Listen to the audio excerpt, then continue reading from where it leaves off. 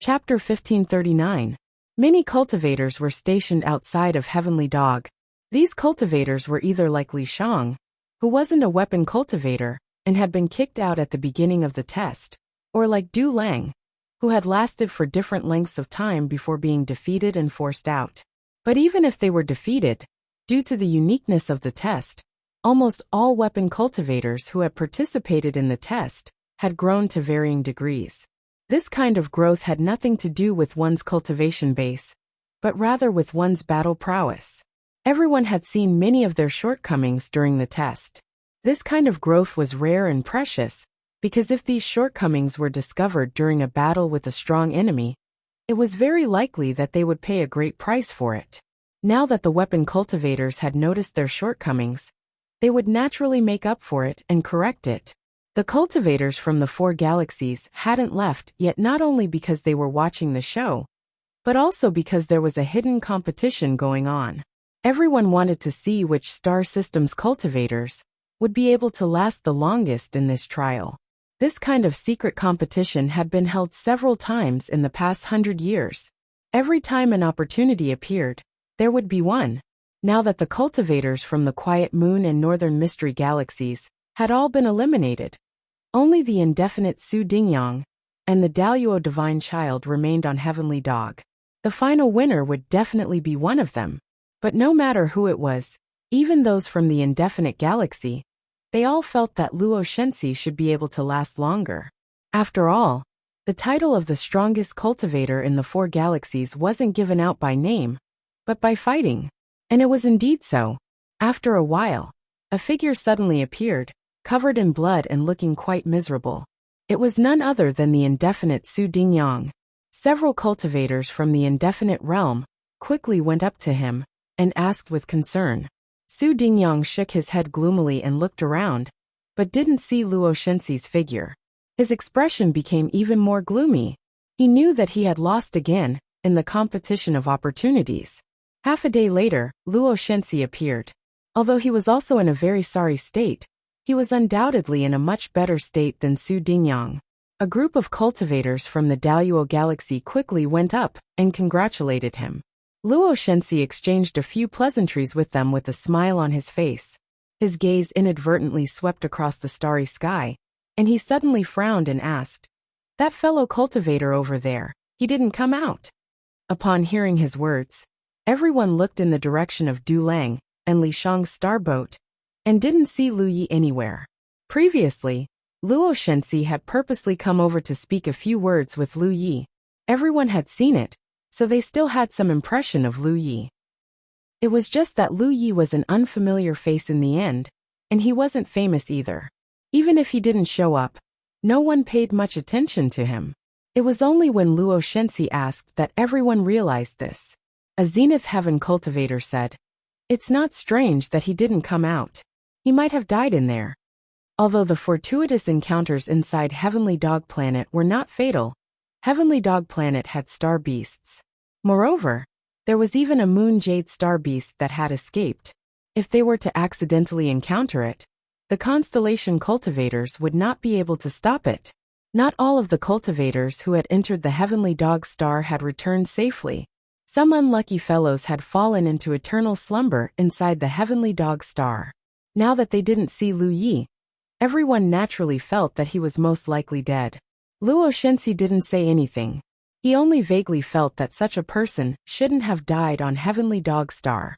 He was born with a pair of eyes that could see some things that others couldn't. He could roughly judge whether a cultivator's foundation was strong or weak. If not for this, he wouldn't have taken the initiative to greet Lu Yi when he saw him. This was because he felt a little threatened by Lu Yi at that time.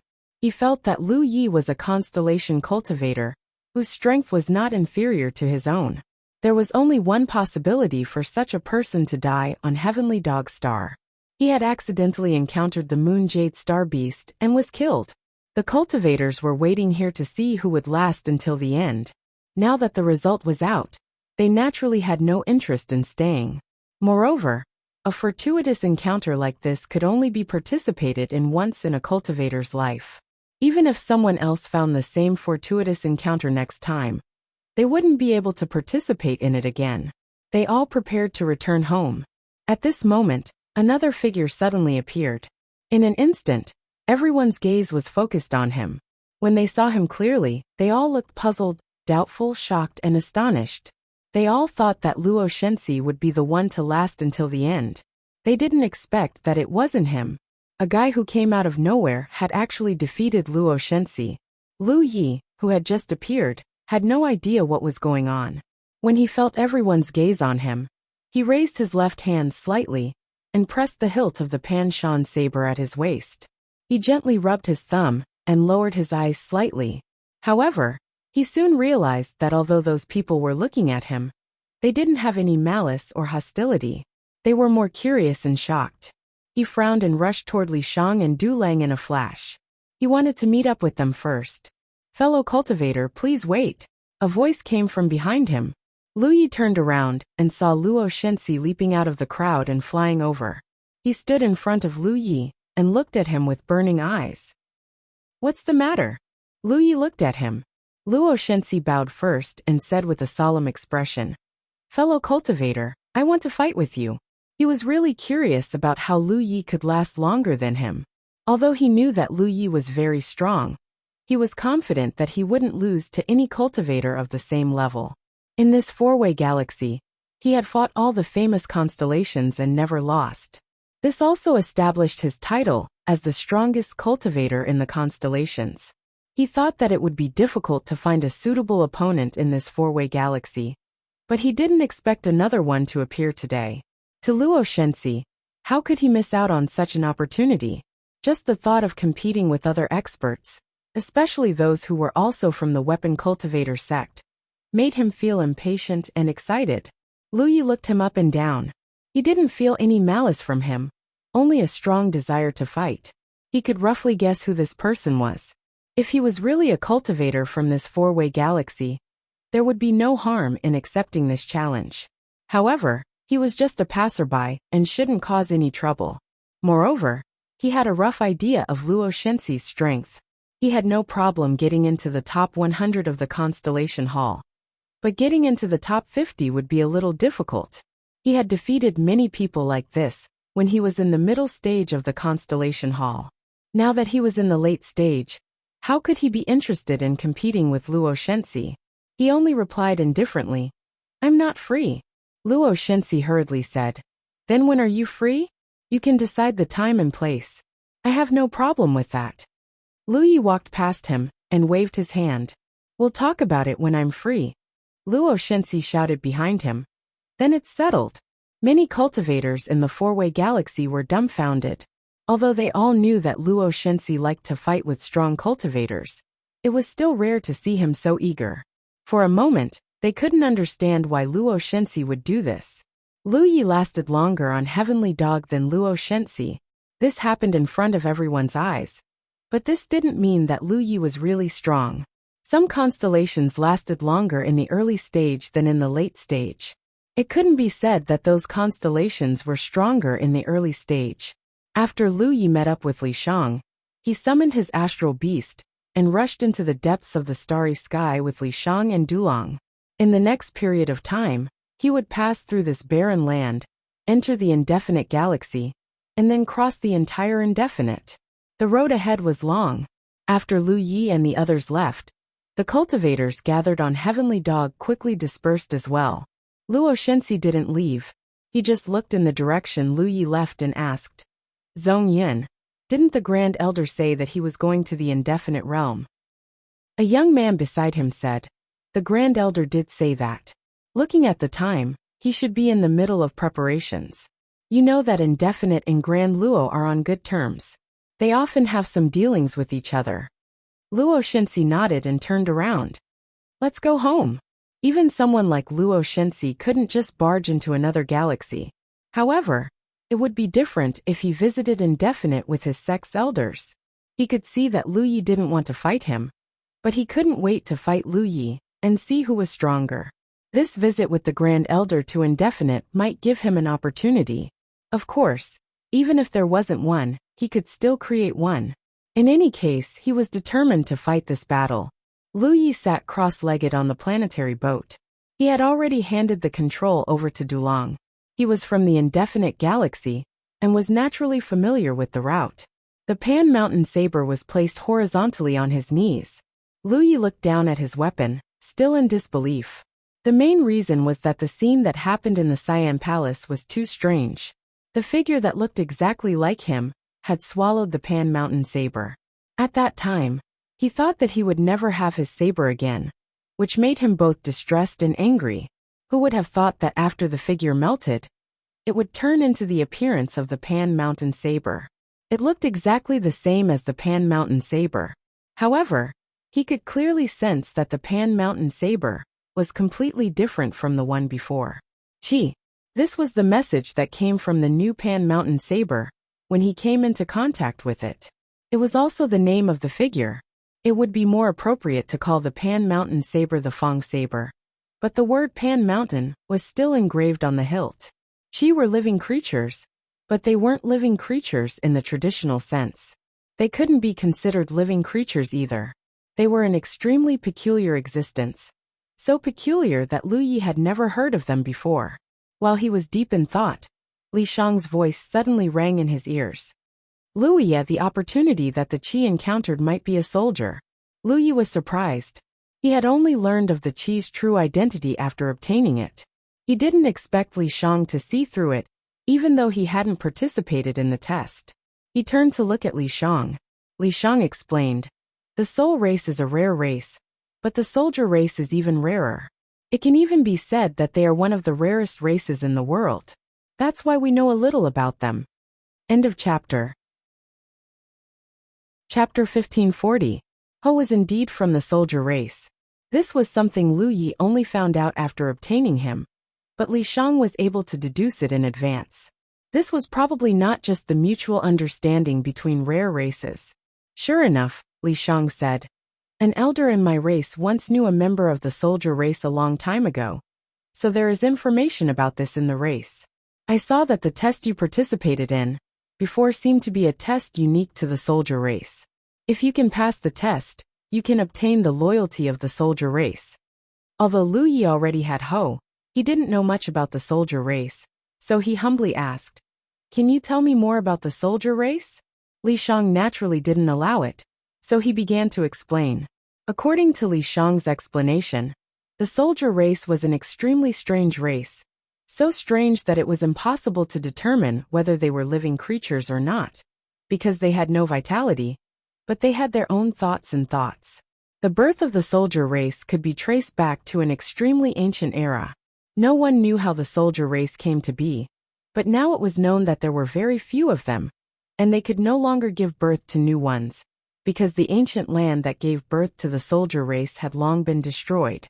In other words, the soldier race in this world was limited, and if one died, there would be one less. Perhaps one day in the future, the soldier race would only exist in some ancient records, and no one would ever see them again. The reason why the soldier race was named Bing was that they were almost exclusively born for weapon cultivators. If a weapon cultivator could pass their test and gain their recognition, they would receive great help. They could transform into any weapon that a weapon cultivator wanted. For example, Ho had turned into the Pan Shan blade, but before that, he had to devour the Pan Shan blade. Moreover, the soldier race could grow with the strength of their master. The soldier race that remained in the world today had followed countless powerful masters. It could be said that every soldier race member was an old monster. I suspect that the Rizhao of the Four-Way Galaxy knows the truth, but they don't dare to casually interfere with such an opportunity, because once they do, the difficulty of the test will increase, and they may even die. In the end, Rizhao's strength and knowledge were not something the lunar mansions could compare to. This opportunity had appeared here for 100 years, so it was impossible for Rizhao from the 4-star systems not to come and investigate. With their abilities, it was not impossible for them to find the location of the opportunity. However, not a single Rizhao or Yu Yao interfered. They only allowed the lunar mansions to compete and temper themselves. This was because the soldier tribe had followed countless powerful masters. Their strength was incomparable to that of an ordinary Rizhao. If an ordinary Rizhao wanted to subdue the soldier tribe, he would have to risk being killed by the soldier tribe. On the other hand, with Star Constellation's participation, Zhao could guarantee their safety. He could even give them a way out, and not let them die in the test. With such concerns, even Ri Zhao and Yu Yao, who knew the truth about the soldier race, didn't dare to casually search for them. Instead, the constellations of the four directions star systems benefited from this. Hearing this, Lu Ye's heart skipped a beat. Doesn't this mean that if I can obtain the soldier tribe's approval, when the soldier cultivator advances from the constellation realm to the Yu Yao realm, his weapon can also be upgraded to a transcendent artifact? Li Shang said. In terms of quality, every weapon that the soldier tribe transforms into is far more than a transcendent artifact. However, after they're subdued, how much power they can unleash depends on how strong their master is. If a constellation realm cultivator obtains the soldier tribe, he can only unleash the power of a spirit artifact. When he reaches the Yu Yao realm, he can unleash the power of a transcendent artifact. Lu Yi was delighted to hear this. Recently, the upgrade of the Pan Shan saber had been an urgent problem for him. Lu Yi had missed out on 2 Phoenix Skies blue crystals, but he didn't have the time to continue looking for them. He'd planned to look for them again when he returned to the Wanxiang Sea. If he really couldn't find them, he'd shamelessly ask Bansi to buy her Phoenix Skies blue crystal. Unexpectedly, he didn't have to face this problem at all. As she spoke, Li Shang sized up the Pan Shan saber at Lu Ye's waist. She suspected that Lu Yi had already obtained the soldier tribe's approval, but this didn't leave any traces on the surface, so it was even more difficult to ask. Every soldier tribe has its own unique ability. This is the innate ability of the soldier tribe. The soldier tribe elder of my tribe seems to have the power to slash the soul. If the enemy's physical body is slashed, the soul will also be injured. Lu Yi thought that this was similar to the soul-severing saber he'd obtained in the past. However, as his cultivation increased, the soul-severing saber's usefulness decreased. After all, the soul-severing saber's quality wasn't high, so it was difficult for it to cause harm to a constellation realm cultivator. Ever since it became a constellation realm cultivator, the soul-severing saber's usefulness was to facilitate the construction of various spirit inscriptions within the Pan Shan saber, increasing its power. After Qi devoured the Pan Shan saber, the soul-severing saber was also devoured. However, he could sense that the soul-severing saber was still there. Thus, he could still use the soul-severing saber's uniqueness to construct various spirit inscriptions within the Pan Shan saber at any time. As for Qi's special ability, Lu Yi guessed that it had something to do with the strange power lingering around his wounds. That strange power could obstruct the healing of wounds. It was like countless ants biting at a wound. Not only did it obstruct the healing of the wound, but it would also continue to expand as time passed.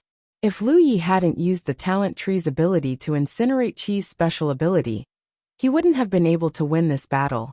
The biggest possibility was that he would lose too much blood and lose. Then Lu Yi thought of something else. Since the soldier tribe has their own thoughts, then wouldn't Master have no privacy if they were always by Master's side? This made Lu Yi secretly alarmed. When he was intimate with Hua Xi in the future, he would have to put away the Pan Shan saber. Li Shang smiled. That won't happen. Once the soldier tribe is subdued, they will fall into a deep slumber. Only when Master dies in battle will their thoughts awaken. If you really want to subdue the soldier tribe, you can just turn them into ordinary weapons. Lu Yi suddenly recalled Qi's last words. He said he didn't want to sleep for too long, so he didn't want Lu Yi to live for too long. So this was what he was referring to. The soldier tribe's lifespan was almost limitless. They were the oldest race, and had followed generations of masters to conquer the world. They had lived for countless years, and could be said to be comparable to the reincarnation tree's lifespan. Moreover, the soldier tribe seems to have a special ability that can help their master grow. However, I don't know what kind of ability it is, Li Shang added. She didn't know, but Lu Yi could vaguely sense it. After he poured his spiritual energy and divine sense into the Pan Shan saber, he vaguely felt a strange sensation. Just as Lu Yi was about to give it a try, Du Lang, who was steering the star boat, suddenly shouted, "Brother Lu, someone is chasing us." Upon hearing his words, Lu Yi turned around and discovered that there was indeed a star boat chasing after them at an extremely high speed, rapidly approaching them. After seeing the star boat's appearance, Du Lang couldn't help but frown. It's a star boat from the unbounded realm. Lu Yi thought for a moment and said, let's see what they want. After all, they were all going to the unbounded realm. It was normal for them to go in the same direction. However, the other party obviously wasn't going in the same direction. After Lu Ye's starboat slowed down, the other party's starboat overtook them and blocked their path. There were a few familiar figures on the starboat, all of whom Lu Yi had met outside the Heavenly Dog planet. The one in the lead was Su Dingyang. When they were far away, Lu Yi didn't notice them. Now that they were closer, Lu Yi found that there were more or less traces of Huey's strange power in their bodies. It was obviously left behind by Huey's injuries during the test. The strange power could be neutralized, but the degree of neutralization depended on the cultivator's foundation. Although Su Dingyang and the others were not weak, they obviously couldn't neutralize the strange power in a short time. At this moment, Lu Yi sensed the strange power in their bodies. He even had a feeling that he could control the eruption of the strange power with the Pan Shan saber. If that was the case, their injuries would definitely worsen quickly. Suppressing his desire to try, Lu Yi stood on the starboat and looked at Su Dingyang and the others indifferently. Du Lang took the initiative to step forward and bowed. Senior Marshal Brother Su, why are you blocking our path? Du Lang didn't have a good impression of Su Dingyang. Previously, he and his senior marshal brother had been tempering themselves here, while looking for opportunities. In the end, Su Dingyang had seen them and forcefully dragged them away. Later, they encountered a group of star beasts. Du Lang's senior marshal brother died in battle. Su Dingyang saw that the situation was bad and abandoned him to escape. If Lu Yi hadn't appeared in time, Du Lang would have died. However, no matter how much Du Lang hated Su Dingyang, he couldn't show it on his face. Su Dingyang didn't even look at Du Lang, treating him as if he didn't exist. His sharp eyes stared at Lu Yi. After a long while he said, "You're not a cultivator from Qikong. Where are you from?" In a place like Qikong, Wu Ding knew how many Yu Yao and star mansions there were. There was no such person as Lu Yi. Moreover, Lu Yi had defeated Luo Shenxi in the Heavenly Dog Planet's test. Su Dingyang didn't think that Qikong could produce such a cultivator with its current foundation. However, Lu Yi seemed to be very familiar with Du Lang, which was somewhat thought-provoking. Lu Yi pondered for a moment. He wanted to pass through Wu Ding this time. Although he had Du Lang with him, Qikong was currently in decline and couldn't be the master of Wu Ding Galaxy. When he returned, he still had to discuss this matter with the experts of Wu Ding Realm. Therefore, he couldn't hide it from Su Dingyang. He could only reply, "I'm from Jade Conch Galaxy." Su Dingyang frowned and turned to look at the people around him. He probably wanted to know if they had heard of Jade Conch Galaxy. In the end, they all shook their heads. Su Dingyang couldn't be bothered to probe further. It was nothing more than a foreign galaxy. He said, "No matter where you're from, I want to know if you've obtained anything from Heavenly Dog Planet." When he asked this question, Lu Yi was even more certain of one thing. These star mansions from large domains knew the truth about opportunities. End of chapter. Chapter 1541. How would someone like Du Lang know anything about the soldier tribe? He probably thought that the test was an opportunity. Lu Yi thought the same at first, until Qi swallowed his Pan Shan blade. However, Su Dingyang and Luo Shenxi were different. Their realms were guarded by Sunshine Realm elites. Since the Sunshine Realm elites knew about the soldier tribe, there was no reason for them not to tell their juniors and let them fight for the soldier tribe. The benefits from the test were secondary. Qi was their real goal. Unfortunately, no one had succeeded in the past 100 years. "Yes," Lu Yi answered. Su Dingyang was delighted. He asked eagerly, "Can I take a look?" Lu Yi revealed a hesitant expression, seemingly unwilling to do so, but still tossed a storage ring over to Yang Kai. Su Dingyang took the storage ring and checked it. But soon, the joy on his face disappeared. He looked at Lu Yi in disbelief. "This is what you got from Heavenly Dog?" The storage ring contained many heavenly dog star beast corpses. But what he wanted to see was not these. Star beast corpses were valuable, but they were nothing to Su Dingyang. That's all. Lu Yi looked at him indifferently. Su Dingyang frowned, then looked at the Pan Shan blade at his waist. I want to see your blade. Lu Yi shook his head. You're also a weapon cultivator. You should know what a weapon means to a weapon cultivator. My blade can't be seen. Su Dingyang stared at him. What if I insist on seeing it? He didn't think that a foreign galaxy like Lu Yi would be able to subdue the soldier tribe inside the heavenly dog star. Before they set off, Rizhao had told him that the soldier tribe was not so easy to subdue, not to mention 100 years. Even if they had 1,000 years or 10,000 years, the cultivators of the 4 galaxies might not be able to subdue them. Every ancient soldier tribe had followed too many powerful masters, and each of those masters was a rare genius. Ordinary cultivators were simply not worthy of their attention. Reality proved that even someone like Luo Shenxi had not succeeded. How could an outsider like Lu Yi succeed? But Lu Yi lasted longer than Luo Shenxi on Heavenly Dog. Just in case, Su Dingyang wanted to see Lu Ye's blade. Because if Lu Yi really subdued the Bin tribe, the saber might change. Su Dingyang's expression was resolute. He had no intention of putting Lu Yi in his eyes. He had this kind of confidence. He was born in a realm like the Unbounded Realm.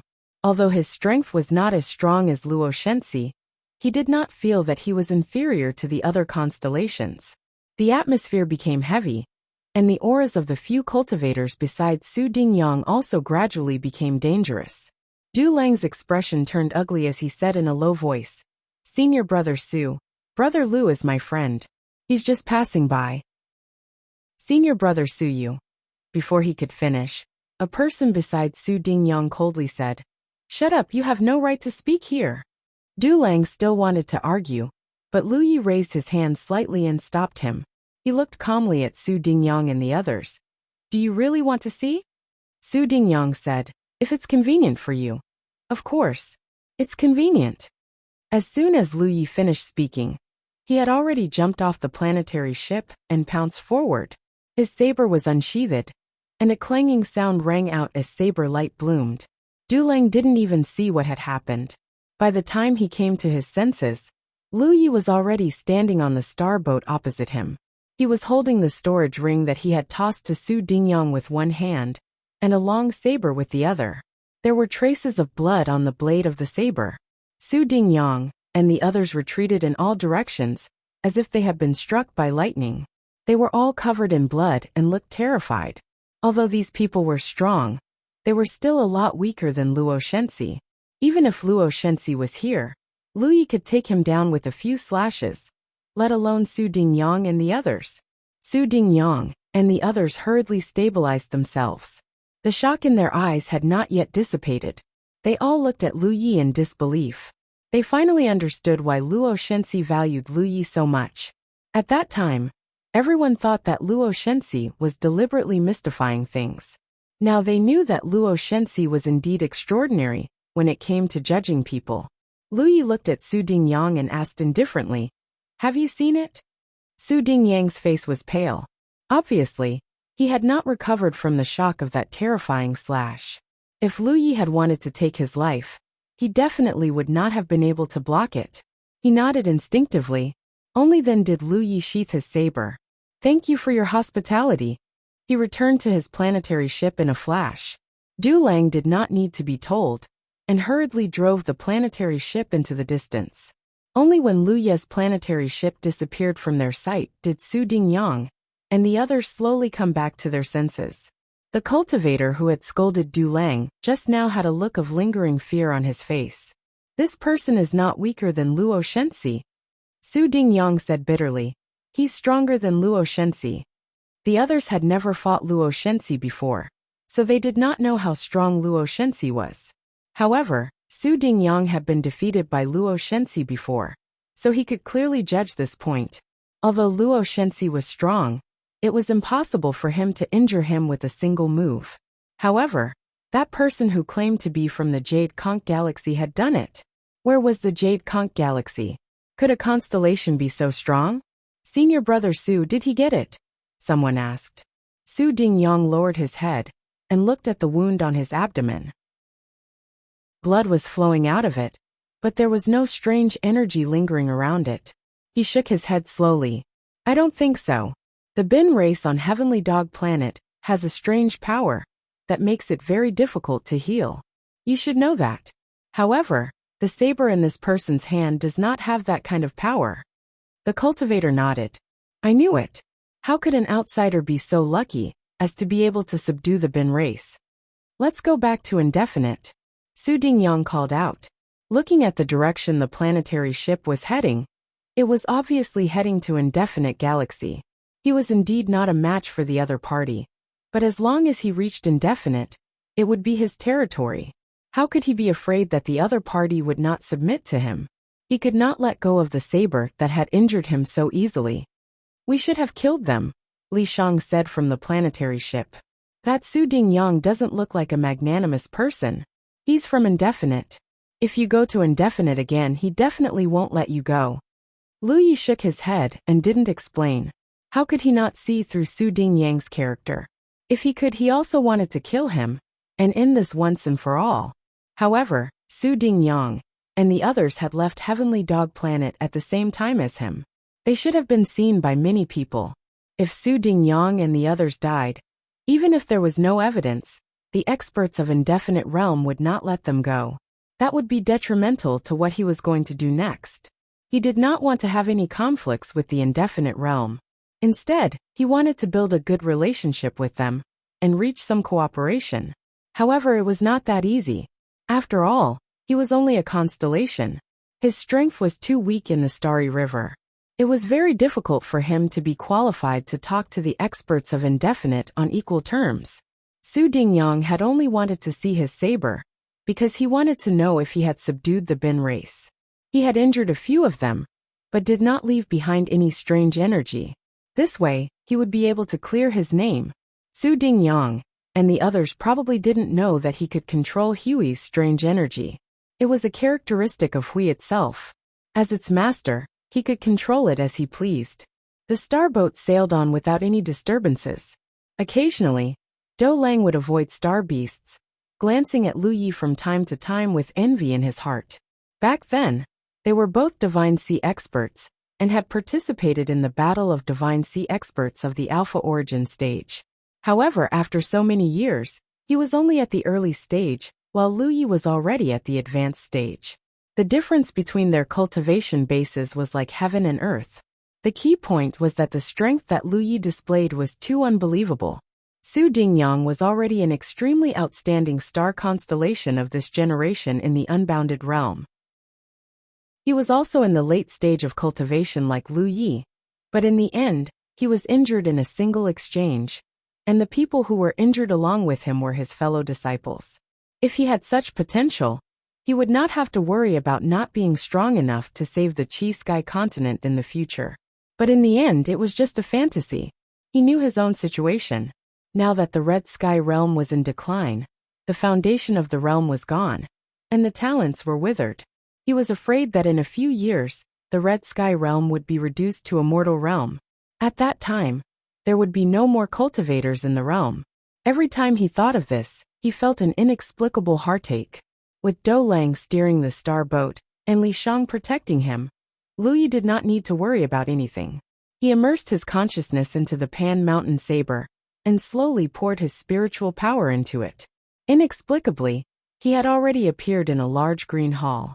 The green hall was the place where he had fought with Hui earlier. At that moment, a figure stood not far away from Lu Yi. That figure was not a Ho, because it was slender and looked valiant. It was a woman.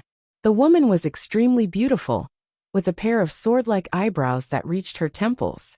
However, she was clearly not human because of the two furry ears on her head. She looked like a rabbit that had turned into a demon. She's probably a monster, Lu Yi thought to himself. At this moment, the woman who looked like a rabbit demon stood quietly in place with a long saber in her hand.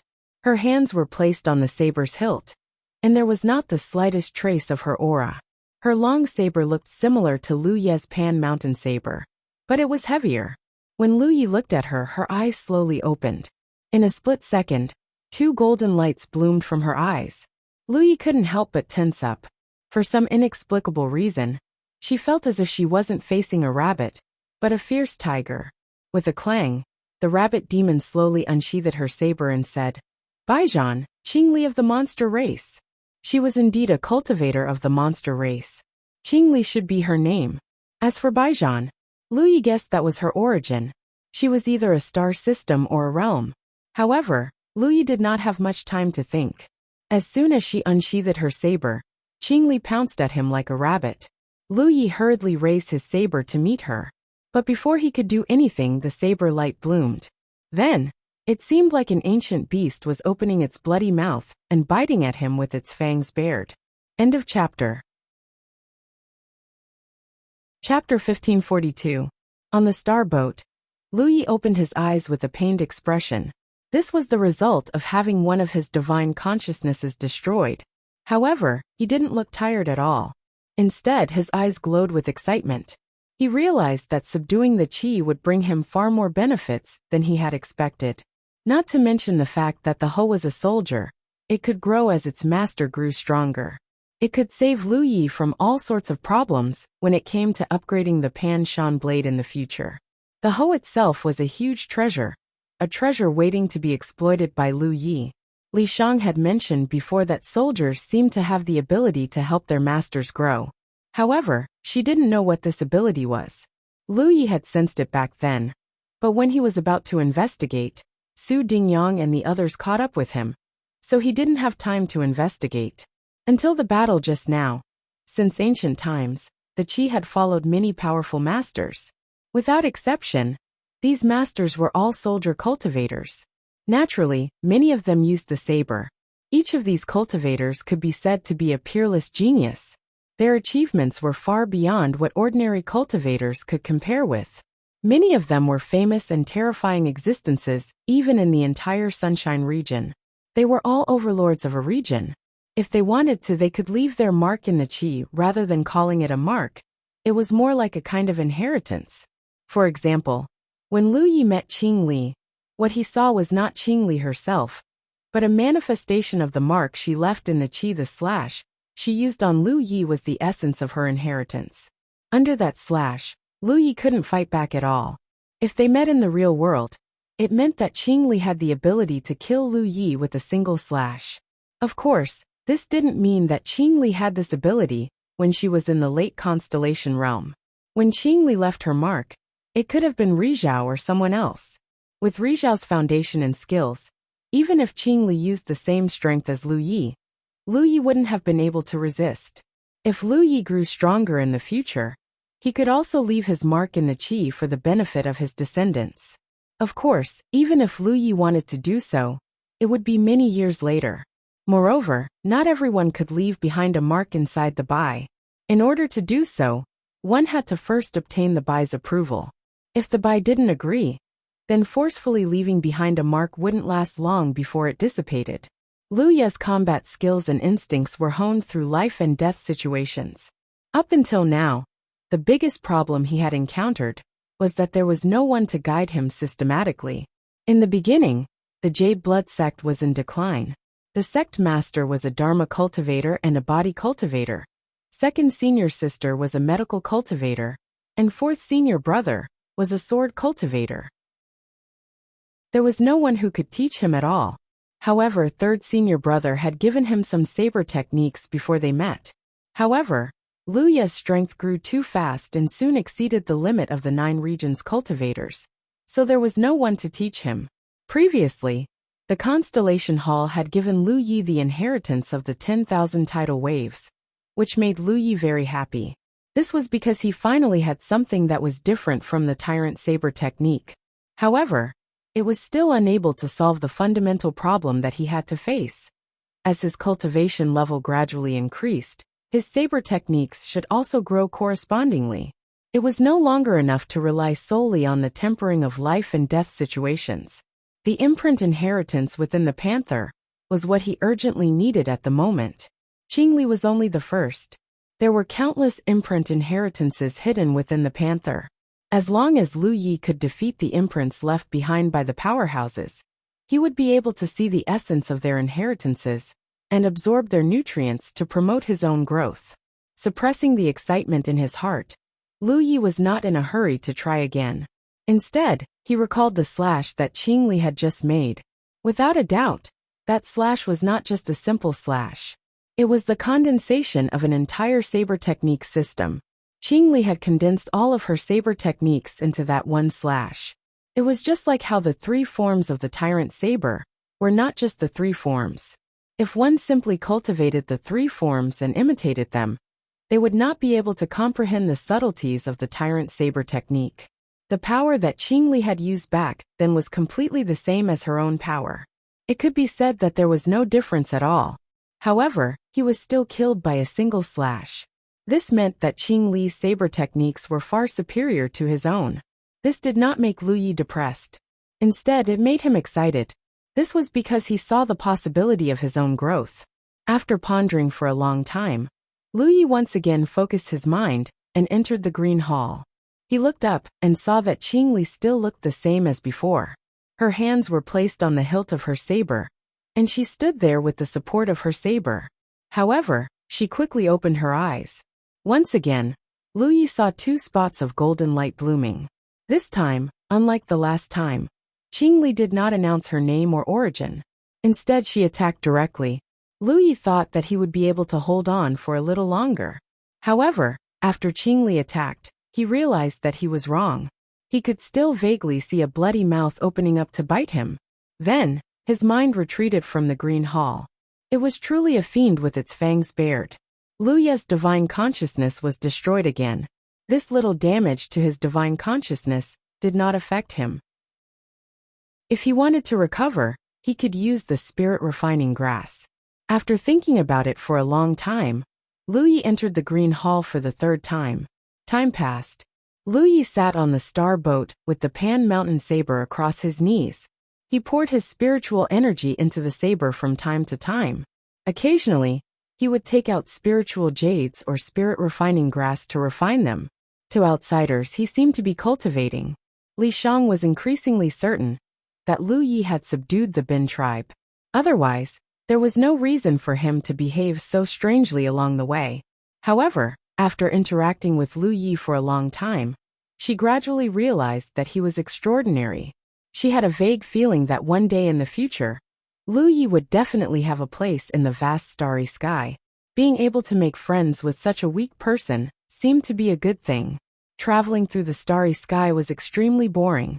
Although the scenery in the starry sky was beautiful and spectacular, after a long time, it became insignificant.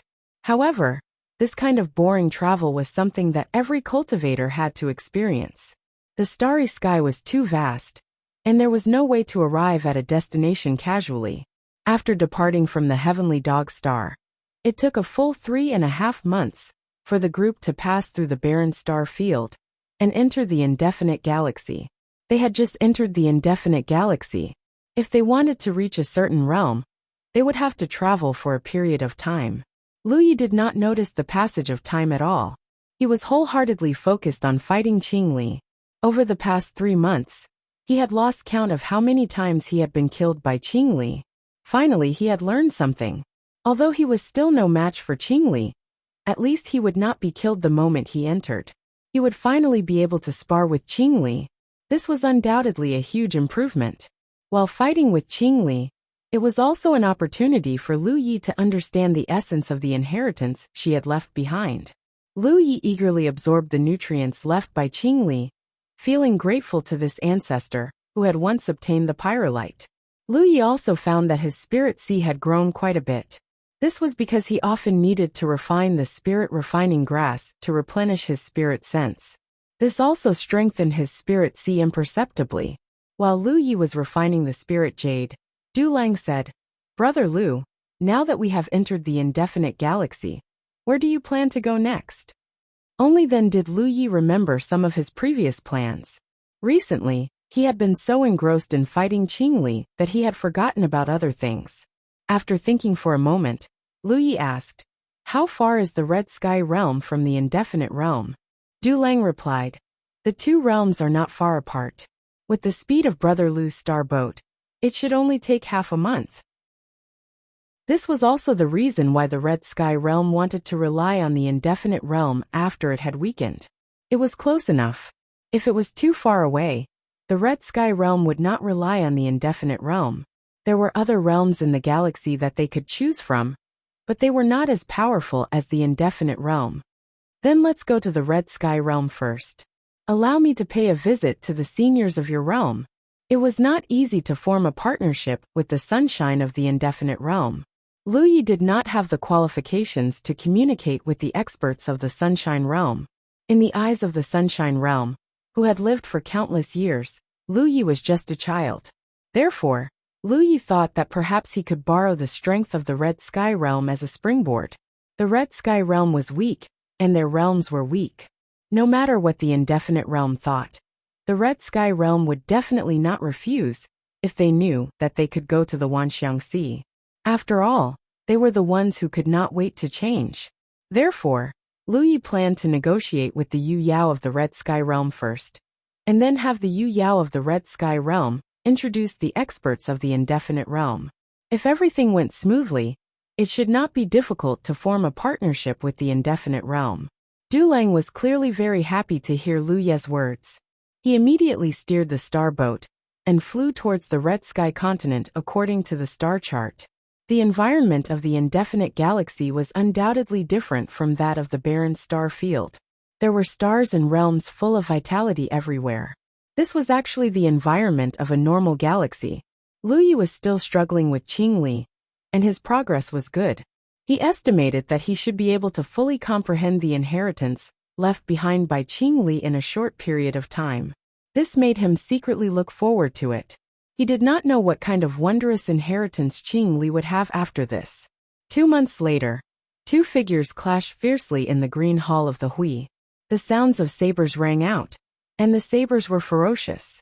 As their figures crossed each other, their sabers slashed down. Intense spiritual energy surged, and there was a slight stalemate. Qing Li's figure suddenly floated back. Lu Yi looked pensive and did not pursue. He saw Qing Li put away her saber, then nodded slightly to Lu Yi, and her figure disappeared. Lu Yi understood that he must have comprehended the essence of the inheritance left behind by Qing Li, and passed her test. After nearly half a year of struggle, he gradually grew stronger after being slashed again and again. It was not easy to achieve this. Compared to the fierce attacks of the Tyrant Saber technique, and the continuous waves of the tidal sea, Qing Li's saber technique inheritance was more about flexibility. Fortunately, when he subdued Hui, he saw his various shortcomings. Otherwise, it would not have been so easy to pass Qing Li's test. End of chapter. Chapter 1543. Almost at the same time that Qing Li's figure disappeared, another figure appeared in front of Lu Yi. When he looked closely, he could not help but feel surprised. Because the figure that appeared after Qing Li was actually a member of the Ghost clan. Compared to many other clans that had similar figures to humans, the Ghost clan's characteristics were very obvious. This was because their exposed skin was covered with strange ghost tattoos. These ghost tattoos were innate, and some were cultivated. They were not the same as ordinary tattoos. The Ghost clan also had a master swordsman. Lu Yi was surprised. Because of the Ghost clan's uniqueness, they had unparalleled talent in the path of ghost cultivation. It could be said that every Ghost clan member was a natural-born ghost cultivator. They were best at concealment and assassination. Fighting head-on like a weapon cultivator was not their forte. Just as Lu Yi was thinking, the Ghost clan member slowly opened his eyes. There seemed to be ghost tattoos in his eyes, making his eyes look extremely strange. He slowly unsheathed his sword and said, "Ghost clan of the Netherworld Yin Shi." The moment he finished speaking, he had already become one with his sword. He turned into a sword light and slashed towards Lu Yi. The power of his attack was not inferior to Qing Li's at all. Lu Yi quickly raised his sword to block, but in the next moment, a scene that shocked him appeared. The sword light that was slashing towards him seemed to have a life of its own. It bypassed his counterattack and attacked from the side. The long sword in Lu Ye's hand sank instantly. If he had not fought with Qing Li for half a year, he would most likely have met with misfortune. when facing Yan Shi's attack. But in the fight with Qing Li, he had also grown tremendously. So even though Yan Shi's attack was strange, Lu Yi was still able to see through it. He thought that he could block Yan Shi's attack. Unexpectedly, he did not feel any force at all. When he looked again, Yan Shi had already flashed to the other side and slashed his sword again. After a moment, Lu Ye's mind retreated from the Green Hall. Although he had been defeated in the fight with Yan Shi, his eyes could not hide the excitement in them. Yan Shi's swordsmanship was completely different from Qing Li's. Compared to Qing Li's agility, Yan Shi's swordsmanship could be described as elusive. Yan Shi's battle style was not like that of an orthodox armament cultivator at all, because he did not face the enemy head-on at all. When they crossed swords, his figure flitted here and there like a gust of wind, making it impossible for people to catch a trace of him. But when he made a move, it was like a thunderbolt, making it hard for others to resist. Yan Shi's blade technique inheritance was undoubtedly very mysterious. Lu Yi faintly felt that if he could understand the essence of it, he would no longer need to be afraid of being surrounded and attacked by others. Thinking back to the battle just now, no matter how fast he moved, he was unable to hurt Yan Shi at all. Instead, he was slowly disintegrated under Yan Shi's attacks. Regardless of whether it was Qing Li or Yan Shi, they were able to use the same power as Lu Yi. This was because the power that enabled them to use their knife skills came from Lu Yi himself. However, under the same level of power, Lu Yi was no match for Qing Li when he first met her. Now he was still no match for Yan Shi. Lu Yi knew that this was not because he was weaker than them, but because when the two of them left behind their imprints, their horizons and experience far exceeded his. He spent half a year to understand Qing Li's knife skills, and his own body had grown considerably. He believed that this time, he would not need as much time to understand Yan Shi's knife skills, because as he grew, the imprints left behind by these old seniors would become easier for him. Just as he was about to give it another try, he heard Dulong say, "Brother Lu, Qikong has arrived." Hearing this, Lu Yi looked up and saw a realm appear in front of him. Looking from afar, it was a mix of blue and yellow, and the entire realm seemed to be stained with streaks of stripes. The current Lu Yi could not be considered a greenhorn. After traveling in the galaxy for so many years, he had seen many realms big and small, but he had not seen what a top realm looked like. As such, he could roughly tell whether a realm was strong or weak just by looking at it from afar. Needless to say, Qikong gave him a bad feeling, like a terminally ill old man. This was undoubtedly a sign that a cultivation realm was approaching its end. With the help of the insight spiritual inscriptions, under careful observation, the energy in the galaxy did not show any signs of being absorbed by Qikong. Instead, Qikong's foundation seemed to be flowing into the galaxy. Normally, a realm with vitality would absorb the energy of the galaxy to slowly strengthen itself. As the realm's foundation strengthened, the realm's level would gradually increase. However, this process was generally very long, and could easily take millions of years. There were not many growth-type realms like Jiuzhou that could take the initiative to absorb the foundation of other realms to improve themselves. Qikong had already shown signs of approaching its end 1,000 years ago, and today, this process was getting faster and faster. Generally speaking, there would be cultivators patrolling and guarding the nearby space of a large realm to prevent the invasion of foreign enemies or star beasts, but Qikong seemed to be completely unguarded. Along the way, Lu Yi did not see many cultivators from Qikong at all. Occasionally, he would see them, but they were in a hurry. Du Lang steered the star boat into Qikong continent, and they did not encounter any inspection or investigation. When they entered a place where a sect was located, Yu Yao's divine sense faintly probed, but she quickly withdrew it. This was undoubtedly the sect where Du Lang came from. There were not many cultivators above the constellation in Qikong now, and Du Lang's status here was not low. After some arrangements, he settled Lu Yi and Li Shang down, and then said, "Brother Lu, I will go and report to Master. If Master summons you, I will inform Brother Lu." Of course. Lu Yi nodded. When in Rome, do as the Romans do. This was Du Lang's territory, so he naturally had to listen to his arrangements. After Du Lang left, Lu Yi looked at Li Shang. Do you want to hide? After all, Li Shang was from the Soul clan, so it was not convenient for him to expose himself in front of outsiders. Constellation might not be able to see through it, but Yu Yao might not. Li Shang thought for a moment and nodded. Then I will hide in your divine ocean. Although he could attach his soul to Lu Yi, it would consume Li Shang's energy. There was no need to hide in his divine ocean. Lu Yi opened his divine ocean, and Li Shang entered. It was unknown when Du Lang would reply, but Lu Yi was not in a hurry. He continued to fight with Yan Shi in the Blue Hall. At the same time, in a large hall, Du Lang stepped in and walked in front of an old man who was sitting cross-legged. He respectfully bowed and said, "Master." The old man did not respond, so Du Lang waited quietly. After a long time, the old man slowly opened his eyes and glanced at Du Lang. He sighed softly. I already know about your senior martial brother Yu. His fate is as it should be. There is no need to be sad. The senior martial brother Yu the old man spoke of was the constellation, who had died in the mouth of the heavenly dog in the desolate star field.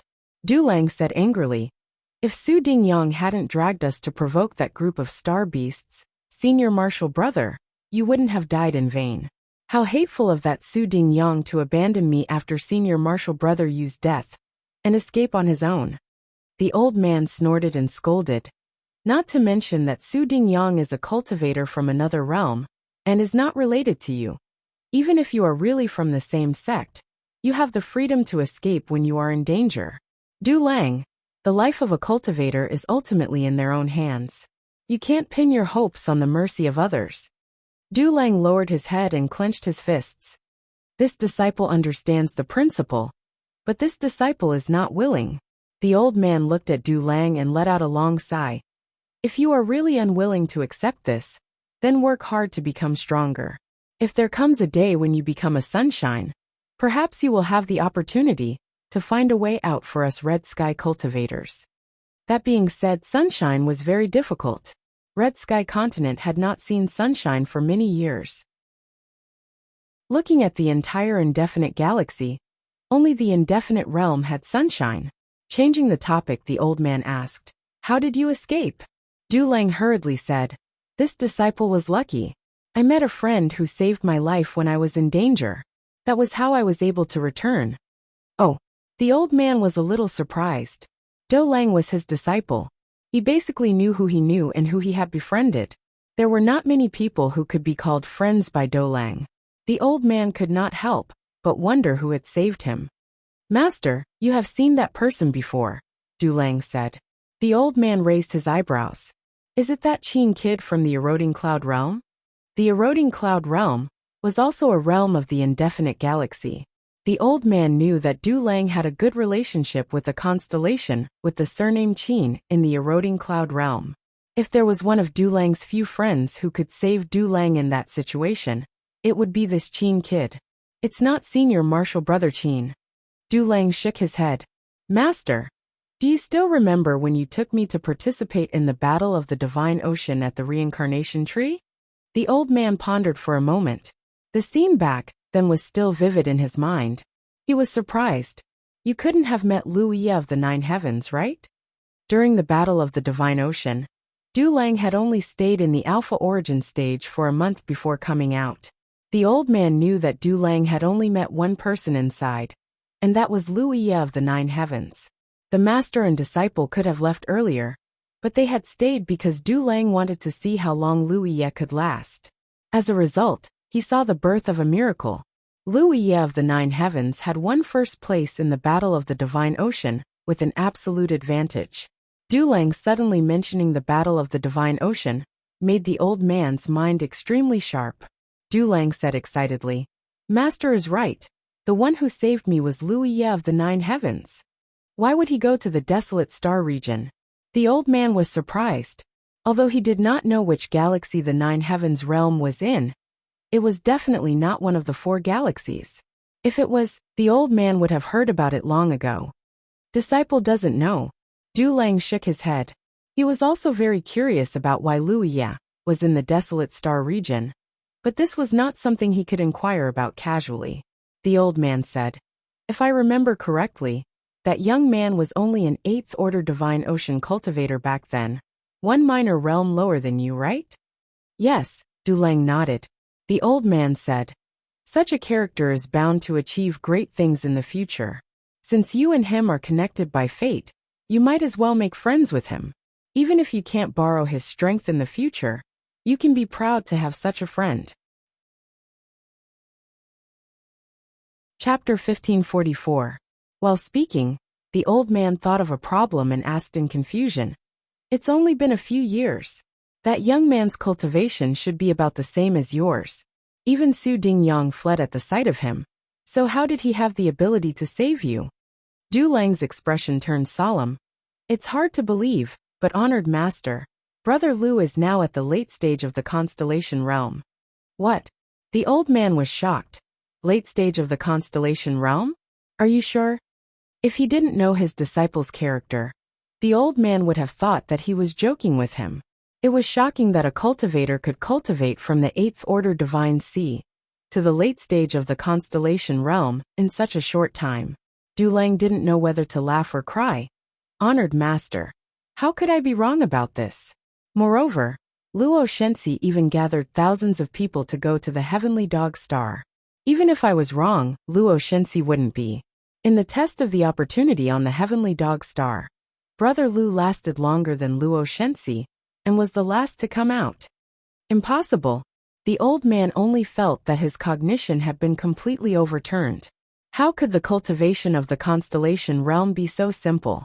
Even if there were abundant resources, one still needed time to refine them. How could a person's cultivation have such a huge growth in less than 10 years? But soon, the old man thought of another person. It was the person who brought Lu Ye from the 9 heavens to participate in the divine sea battle. At that time, that person casually took out a 9-star treasure and threw it into the reincarnation tree's treasure pool, winning a lot in the end. The old man had seen that person from afar and felt that his cultivation was unfathomable. Although he couldn't see what his cultivation was with his eyesight, he could tell that this person must be a top cultivator from Rizhao's attitude towards him. His strength was so great that even those from the top realms were afraid of him. Lu Ye from the 9 heavens had such a master as his backing, so everything seemed to be logical. All kinds of thoughts flashed through the old man's mind. He realized that he couldn't treat Lu Ye from the 9 heavens as a simple constellation realm junior. He had a very powerful master supporting him. Collecting his thoughts, the old man said, "Remember the kindness of saving your life. Even if you don't have the ability to repay him now, if he has any requests in the future, as long as they don't conflict with your ideals, and don't do anything evil, you should do your best to help him."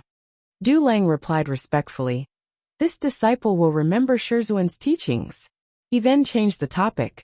"Shizuan, Brother Lu said that he wants to pay you a visit. I wonder if Shizuan..." Hearing this, the old man smiled. "Since he is your savior, and you met him when you were still young, how can this old man not fulfill his wish? Go ahead and make the arrangements." If Lu Yi was just Du Lang's savior, it wouldn't matter whether he met him or not. Lu Yi only wanted to visit him out of respect for his seniors. Even if he met Lu Yi, it would only make Lu Yi cautious, so he might as well not meet him. However, considering that there was such a powerful expert behind Lu Yi, the old man felt that it was better to meet him. "Yes," Du Lang replied and retreated respectfully. Inside the guest hall, Lu Yi was once again beheaded by Yin Shi, causing him to feel a slight pain in his head. When he opened his eyes, he was about to think about the gains and losses of the battle, just now when his expression suddenly froze. Because just half a foot in front of him, a face that seemed to be carved from jade was staring at him with a pair of clear eyes that were filled with curiosity. Lu Yi was startled, and instinctively raised his hand to press the hilt of his sword, almost slashing it out. However, when he saw who the other party was, he held himself back. The one staring at him was none other than the little girl he had rescued from the mist dragon. Since the day he rescued this little girl, she had been in a coma. Li Shang, who had been taking care of her, had repeatedly checked on her condition, only to find that the soul-devouring aphids in her spirit sea had disappeared. But she still hadn't woken up, and there was still vitality in her body. It had been half a year, and Lu Yi had long become accustomed to her being in a coma. Who would have thought that when he opened his eyes this time, she would wake up and stare at him from such a close distance? This little girl looked like a little girl, about 5 or 6 years old, but Lu Yi wasn't naive enough to think she was really a little girl. The other party might be an old monster, who had lived for who knows how many years. As for why she appeared in the appearance of a little girl, Lu Yi didn't know. There were many wonderful secret techniques in this world, many of which had miraculous powers. "You're awake?"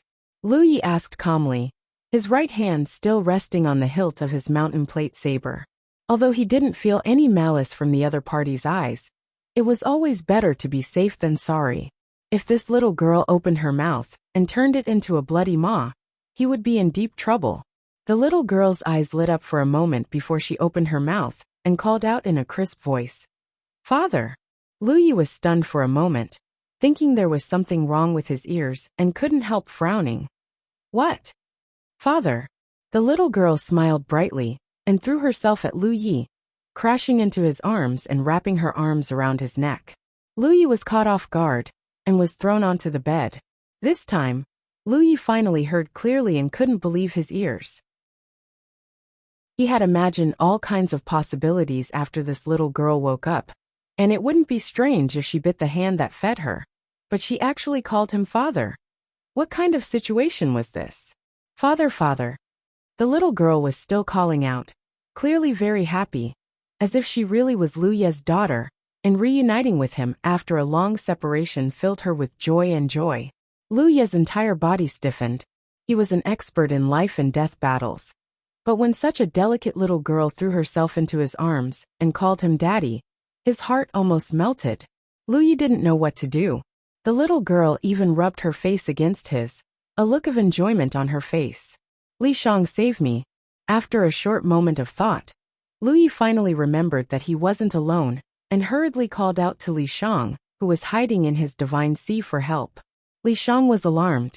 She had been hiding here all this time, so she had no idea what was going on outside. When she heard Lu Ye's cry for help, she thought Lu Yi had encountered some kind of attack, so she quickly flashed out. In her hand was the soul tool bronze ring she obtained from the Great Fortune Roulette. Then she saw an extremely strange scene. Lu Yi was lying on the bed, as if he had been hit by a body-securing talisman. A small figure was crawling on his chest, intimately snuggling in his arms. For eyes met, Li Shang was shocked. She woke up? After taking care of this little girl for half a year, although there was no communication between them, Li Shang was still very happy to see her wake up. But this scene puzzled her. "What's going on?" "Save me." Lu Yi fiercely winked at her. How would Li Shang know how to save her? The little girl suddenly got up from Lu Ye's body and turned to look at Li Shang. She was startled for a moment before she threw herself at Li Shang. Opening her pink arms, she bumped into Li Shang's chest and shouted, "Mother!" Li Shang also stiffened, the corners of her eyes twitching a few times as she looked at Lu Yi. "What did she call me?" Lu Yi got up and quietly walked to the side, tidying up his clothes without saying a word so as not to stir up trouble. "Mother!" The little girl shouted again.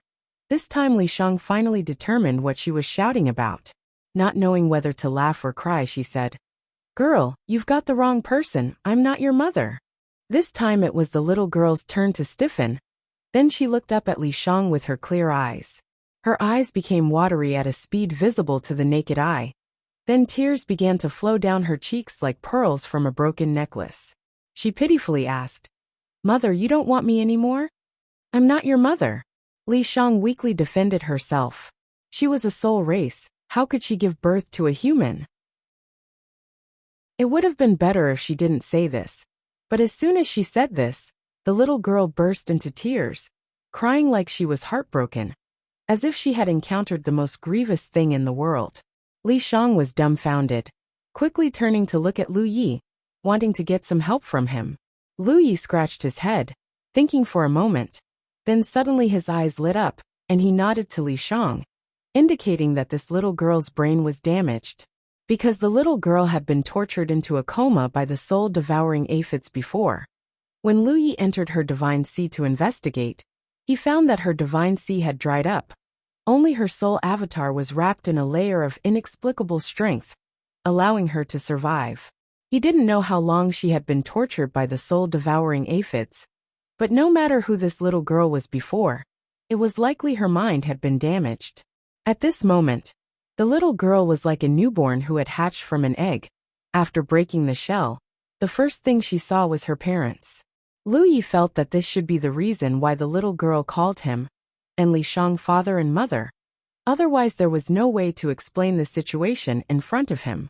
Li Shang also woke up, looking at the little girl crying in her arms. Knowing that at this time she couldn't seriously explain anything, so she quickly coaxed her. After all, she had taken care of this little girl for half a year, so her feelings for her were deeper than Lu Ye's. And she was a woman, so her thoughts were much more delicate. After a while of coaxing, the little girl stopped crying, perhaps because she was tired from crying, or perhaps because of the problem with her divine sea. She snuggled into Li Shang's arms and fell asleep. But even if she was asleep, she still sobbed from time to time, as if she had suffered grievances in her sleep. Li Shang put her on the bed and covered her with a quilt, then looked at Lu Yi. What do we do now? How could Lu Yi know what to do? He had never been a father before. Originally, he planned to wait for the little girl to wake up and let her come and go freely. But who would have thought that she would recognize him as her father and mother? See if there is anything wrong with her body. Lu Yi stood in the distance and pointed to Li Shang, fearing that the little girl would suddenly wake up and recognize him as her father. Li Shang saw through his thoughts and couldn't help rolling her eyes, carefully examining the little girl's body. A moment later Li Shang frowned. Strange. What's wrong? Lu Yi asked. She really doesn't seem to have cultivated. Li Shang's face was puzzled. When the little girl was unconscious, Li Shang checked her more than once. But at that time she only thought that the little girl had suffered a serious injury that caused her body to be a little abnormal. But now that she had woken up, she still couldn't see any trace of cultivation. She was like a real mortal. End of chapter. Chapter 1545. Both Lu Yi and Li Shang knew that this little girl couldn't be a mortal because she had her own spirit sea and could traverse the starry sky with her physical body. At the very least, she should be a star constellation cultivator. Moreover, to be able to preserve her soul avatar under the corrosion of the soul-devouring aphids, her cultivation was most likely higher than a star constellation cultivator. However, her physical body showed no signs of cultivation, which was very strange. Lu Yi personally went forward to check, and found that it was as Li Shang said. For a time, the two people in the room stared at each other blankly. The little girl's physical condition was secondary. For some reason, she recognized them as her parents, which was troublesome. After thinking for a moment, Lu Yi said, I'll leave this girl to you. I don't know how to take care of children. I don't know either. Li Shang looked at him. Lu Yi persuaded, just take care of her casually. She's not an ordinary child. Maybe she's even older than all of us combined. It's just that she's a little delirious right now and has the temperament of a child. Li Shang glanced at him with a bitter expression. Lu Yi suddenly picked up the note and said, I'm going out to pay a visit to this world's Yuyao. Saying so, he quickly slipped away. Du Lang sent a message to inform him that his honored master had agreed to meet with him, and asked if Lu Yi was free. If he was, he would take him there now. When Lu Yi rushed to the appointed location, Du Lang was already waiting for him. The two immediately flew in the same direction. On the way, Lu Yi asked Du Lang about Yu Yao's honored master, and learned that his name was Hua Cheng. A moment later, they arrived in front of a large hall. Without needing to report, Du Lang directly led Lu Yi into the hall. Inside the spacious hall, there was only one figure sitting cross-legged, his aura deep and profound. Lu Yi looked up and saw that Hua Cheng looked very old, his hair and beard all white, and even his face was full of wrinkles. Lu Yi knew that this old man was probably like Tang Jun, nearing the end of his lifespan, and his condition was more serious than Tang Jun's. Tang Jun had bought a longevity fruit before, which increased his lifespan by a lot. Perhaps he could live for a few hundred years, but this old man didn't seem to have much longer to live. Du Lang led Lu Yi forward and respectfully said, "Honored master, brother Lu Yi is here." Lu Yi also bowed respectfully. Lu Yi of the Nine Heavens greets Senior Hua. Hua Cheng had a gentle smile on his face. He looked Lu Yi up and down and found that it was indeed as Du Lang had said before. This young man who had once shone brilliantly at the reincarnation tree was actually already at the late-stage constellation realm. Although he didn't show it on the surface, his heart was in turmoil. This kind of cultivation speed was simply unheard of. From the looks of it, not only did the other party have the support of a supreme powerhouse, his own aptitude must also be top-notch. Otherwise, it would be impossible for him to grow so much in such a short period of time. Judging from Du Lang's previous reports, Lu Yi's cultivation wasn't just for show. He also had a powerful strength that matched his cultivation. You don't have to be so polite, little friend. Sit down and talk. Hua Cheng gestured with a friendly smile. Lu Yi readily accepted his advice and sat on the praying mat at the side. My disciple is untalented, but this old man is extremely grateful for your help, Hua Cheng said slowly. Lu Yi hurriedly said, Senior, you're too serious. Brother Du Lang and I are old acquaintances, and it's only natural for me to help as much as I can. Moreover, Brother Du Lang also gave me some good things back in the Alpha origin stage. Hua Cheng clearly knew about what had happened back then. He stroked his beard and smiled. It's just some jade ants. How can they be compared to your life-saving grace? He turned his head to look at Du Lang. You can't forget the life-saving grace. It's rare that little friend Lu doesn't mind you being weak. You should get closer to him in the future. Du Lang hurriedly nodded. The following conversation didn't have much practical content. Hua Cheng originally thought that Lu Yi had only come to visit because of etiquette, so he naturally talked about whatever topic he wanted to talk about. Unexpectedly, after chatting for a while, Lu Yi suddenly said, Senior, this junior has come to ask for a favor. Hua Cheng smiled. Little friend, feel free to speak your mind. If this old man has the ability to help, I will not refuse. Disregarding the fact that Lu Yi had saved his disciple's life, Hua Cheng didn't mind building a good relationship with the supreme expert behind Lu Yi. Lu Yi pondered for a moment and didn't mention anything. Instead he asked, Has Senior heard of the Wanxiang Galaxy? Hua Cheng was taken aback. He then nodded and said, This old man has also traveled the starry sky when I was young, so I've naturally heard of the Wanxiang Galaxy. It's said to be the central galaxy of the starry sky. Du Lang obviously didn't know about the Wanxiang Galaxy. He curiously asked, Central Galaxy? Master, is the Wanxiang Galaxy located at the center of the starry sky? Hua Cheng smiled. The central galaxy doesn't refer to its geographical location. I don't know if the Wanxiang Galaxy is the center of the starry sky, but it's called the Central Galaxy because it has many insect tunnels that connect to other galaxies. Cultivators from thousands of galaxies can enter the Wanxiang Galaxy through these insect tunnels. The prosperity of the galaxy is unimaginable, but it's a pity that this old man didn't have the chance to see it. Du Lang was speechless. A galaxy with insect tunnels connecting thousands of galaxies? This scene was hard to imagine. Hua Cheng explained to his disciple, and then looked at Lu Yi. He asked curiously, My disciple said that little friend is from the Jade Conch Galaxy. Is that not true? Lu Yi said, This junior is indeed from the Jade Conch Galaxy, but this junior came here from the Wanxiang Galaxy. Hua Cheng looked surprised. You're from the Myriad Phenomenon Galaxy? Lu Yi nodded. Yes. Hua Cheng seemed to have realized something, and was a little excited. How much time did you spend on your journey? It definitely wouldn't be too long, because he had seen Lu Yi at the reincarnation tree a few years ago. A whole year. Hua Cheng was shocked. He exclaimed, A year? On the side, Du Lang also showed an incredulous expression.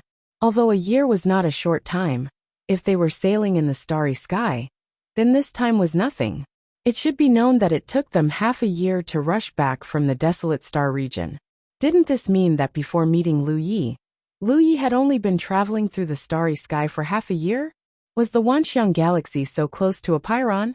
After recovering from his shock, Hua Cheng suddenly shook his head. That's impossible. When this old man was young, he once inquired about the Wanxiang galaxy's location. It's extremely far away from Apeiron. It's impossible to get there in a year. As he spoke, he seemed to realize something. Unless there's a new stable insect path. Lu Yi said. This junior did use the insect path, but it's not a new one. It's an existing one. Then where is the insect path? Hua Cheng was excited. As an old man who had lived for thousands of years, his mind was as calm as an ancient well, but he still couldn't suppress his emotions at this moment. If they could really rush to the Wanxiang galaxy in a short time, it would be a good way out for the entire Scarlet Sky continent. It's in the desolate star field. Lu Yi replied. Hua Cheng thought to himself that this was indeed the case. Du Lang had met Lu Yi in the desolate star field, and Lu Yi had only taken a short time to come from the Wanxiang galaxy.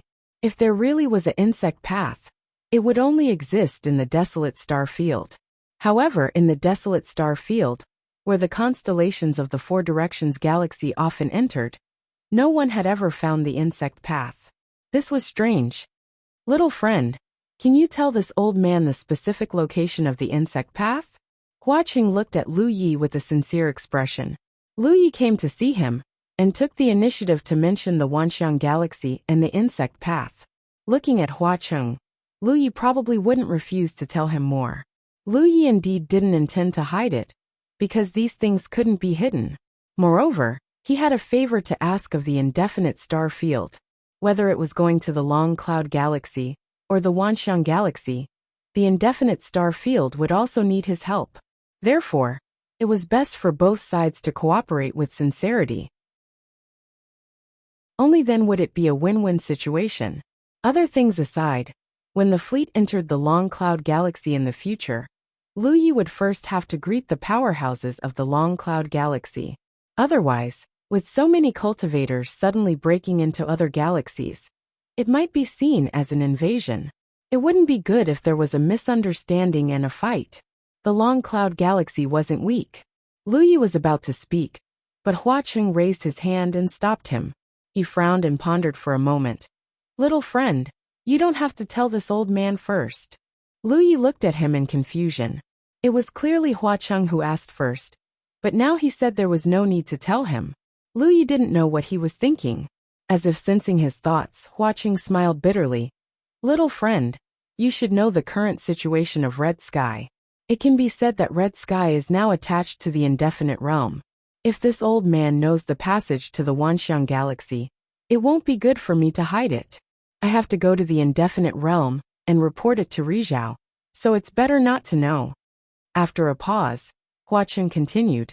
Little friend, this old man has a favor to ask of you. Lu Yi nodded. Senior, please speak. Little friend, if you return to the Wanxiang galaxy one day, can you help this old man bring some people over?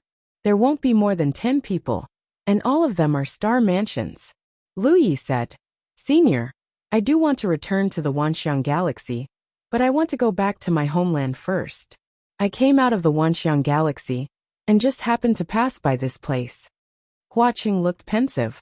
Little friend, you want to go back to your homeland, and bring a group of people to the Wanxiang galaxy? Lu Yi nodded. So if Senior wants me to bring some people over, there's no problem, but you'll have to wait for a while. There's no hurry. Little friend, when you return, you can just bring along the Red Sky mansions. Hua Cheng said, finally realizing Lu Ye's real purpose. Little friend, you want to see Rizhao of the indefinite realm, don't you? Previously, he just wanted to find a way out for the juniors of his domain.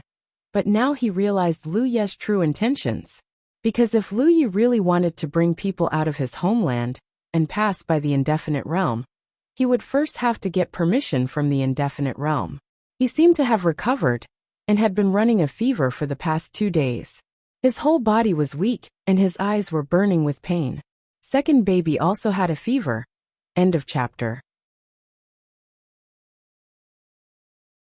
Chapter 1546. However, Lu Yi was just a constellation.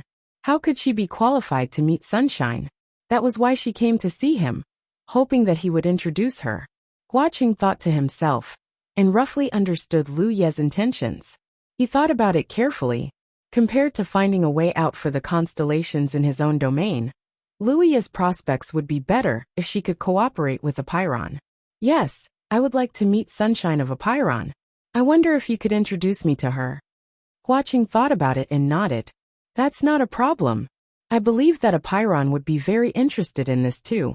Little friend, you should go back and prepare. Tomorrow, we will go to Apiron together. Thank you, senior. After a while, Lu Yi and Du Lang left the main hall together.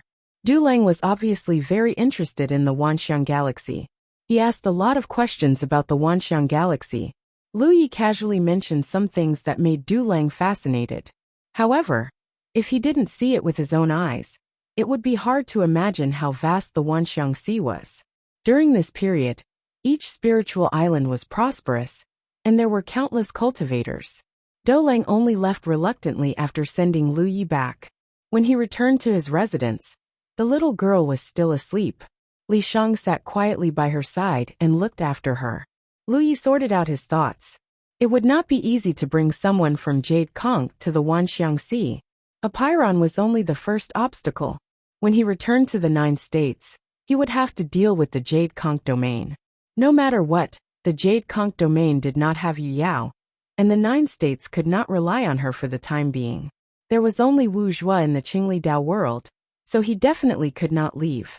Therefore, he could only rely on the Jade Conch domain. Even if he dealt with the Jade Conch domain, he would have to negotiate with Chang Yun on the way back. The road to happiness is strewn with setbacks. Shall we give her a name? Li Shang suddenly said. Lu Ye's thoughts were interrupted, and he looked up at her. Li Shang said, "This little girl is not in her right mind. I'm afraid she doesn't even know her name. She needs a name. What do you want to name her?" Lu Yi asked. Li Shang thought for a while. "Let's call her Yaya." Lu Ye's eyes twitched. He realized that this woman was really strange. Even though she was a soul, she still treated her like a child, even though she clearly knew that she wasn't really a child. After taking care of her for half a year, she had probably developed feelings for her. As long as you like it. Lu Yi had no objections. Yaya slept for a while and finally woke up. When she saw Li Shang, she happily threw herself at him and hugged him tightly. After a while, she ran back and sat in Lu Ye's arms with a leisurely look. She kept calling out to her father and mother. Lu Yi was tormented to the point that he didn't even have the time to go to the Green Hall to temper his cultivation. He could only deduce spirit runes. The next day, Li Shang disappeared into Lu Ye's deity sea. Lu Yi pushed open the door, preparing to meet up with Huaqing, and rushed to Apiron. After taking a few steps, he turned back to look at Yaya. "Come with me." After this trip to Apiron, he probably wouldn't return to Crimson Sky, so he had to bring Yaya along. Yaya didn't move. She only raised her lotus-like arms and shouted crisply, "Daddy, hug!" The corner of Lu Ye's eyes twitched, and he looked at her silently. Yaya just maintained that posture. As if she could see Lu Ye's resistance, her small mouth pouted, and her big eyes were covered with tears. Lu Yi was secretly alert. This was not a child. This was not a child. She just looked like a child. Don't be fooled by her pitiful and cute appearance.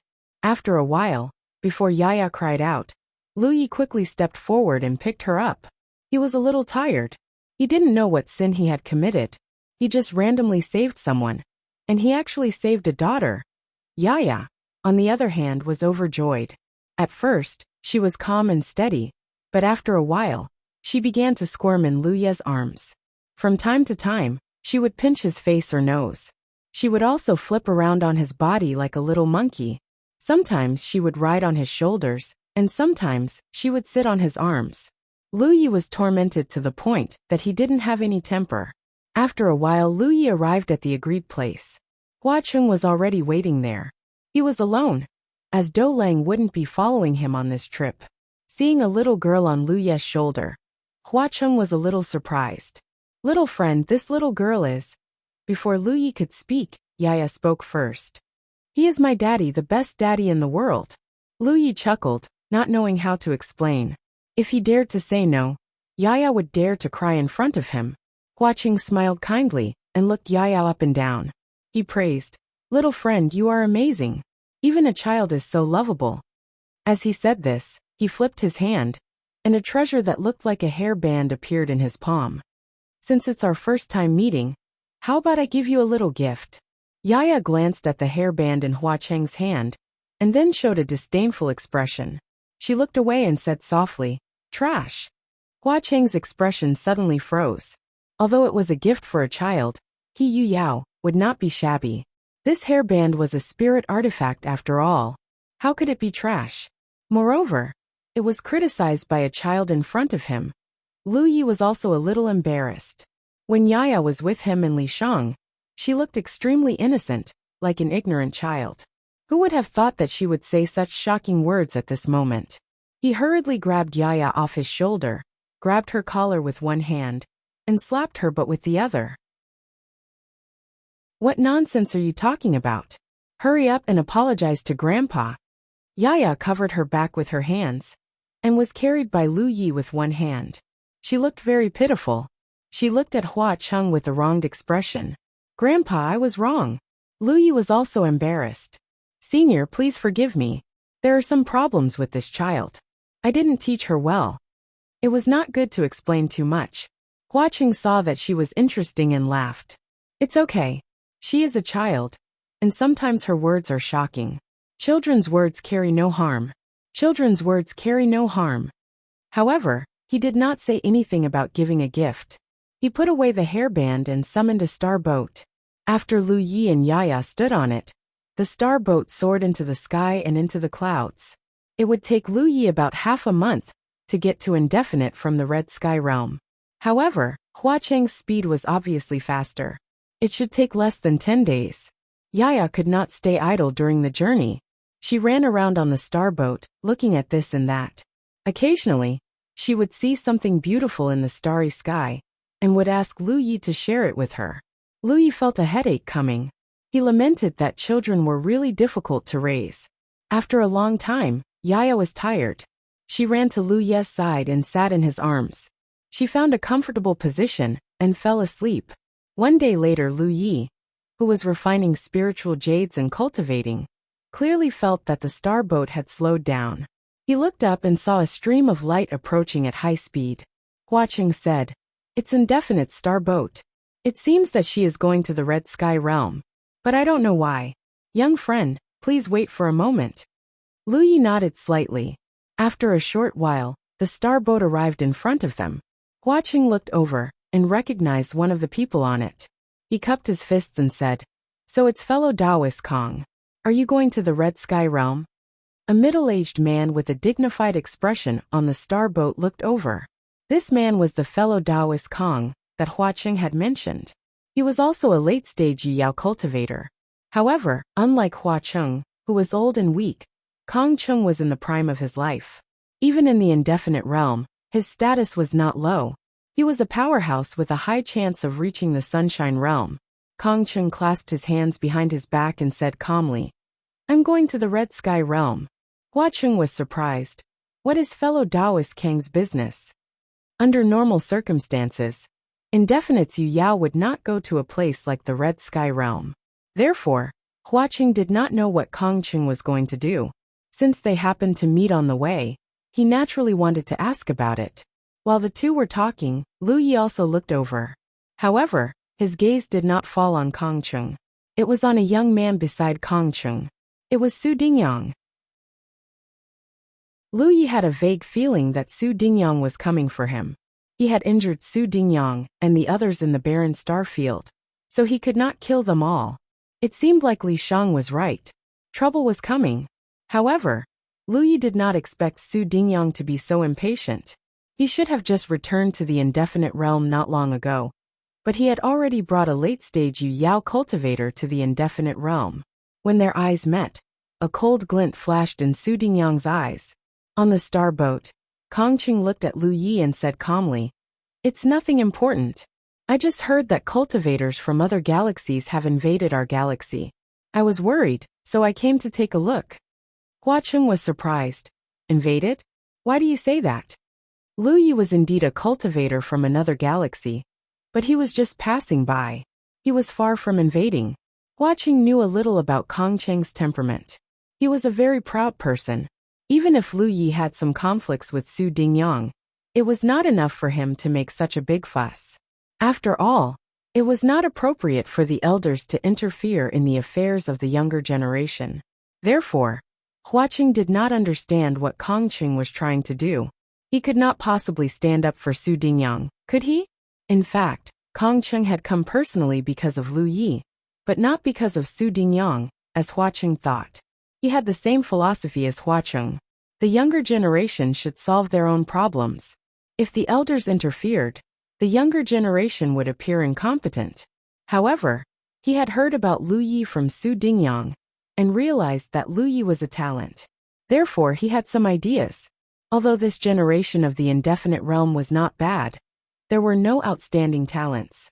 On the Grand Luo side, there was Shenxi Luo, who suppressed all the other galaxies. Su Dingyang was not bad, but he was still overshadowed by Shenxi Luo.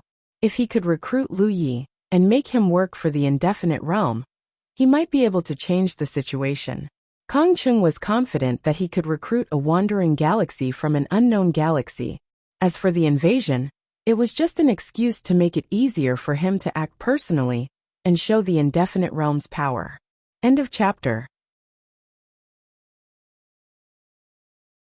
Chapter 1547. If this foreign cultivator was truly extraordinary, Kongqing wouldn't even mind arranging a marriage for him. After all, he had to keep this person no matter what. If it weren't for this, why would he, a late Moon Jade Realm cultivator, come to Red Sky Realm in person? He only brought Su Dingyang along, so that he could identify the person. Su Dingyang had no idea what Kongqing was thinking. He only thought that Kongqing had come to stand up for him. He was rather surprised, wondering why this senior of his had changed his mind. Fellow Taoist Kong, I'm afraid you've misunderstood, Huaqing hurriedly explained.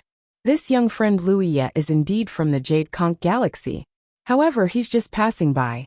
Moreover, he's an old acquaintance of my disciple Du Lang. That's why he stopped by Red Sky Realm. Whether it's a misunderstanding or not, I have my own considerations. Kongqing looked at Lu Yi indifferently. I was going to Red Sky Realm, but since we've met here, it'll save me some trouble. Sect Master Hua, I'll be taking this kid with me. With that, he reached out and grabbed Lu Yi. Huaqing was shocked.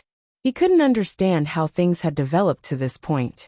He hurriedly shouted, "You can't."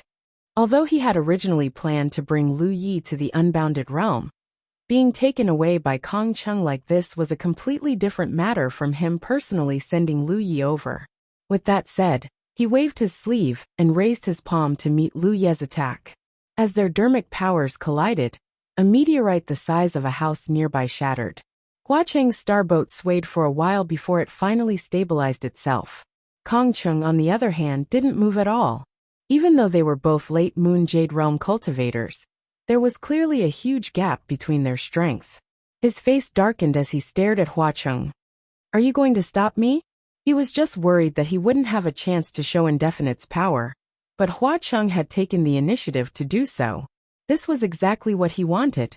Therefore, he didn't hold back anymore. He flew out of the starboat and charged towards Huaqing's starboat. Moreover, he had used some kind of mysterious secret technique. As he approached, his figure grew larger and larger. In the blink of an eye, he was as large as a star, covering a large part of the starry sky.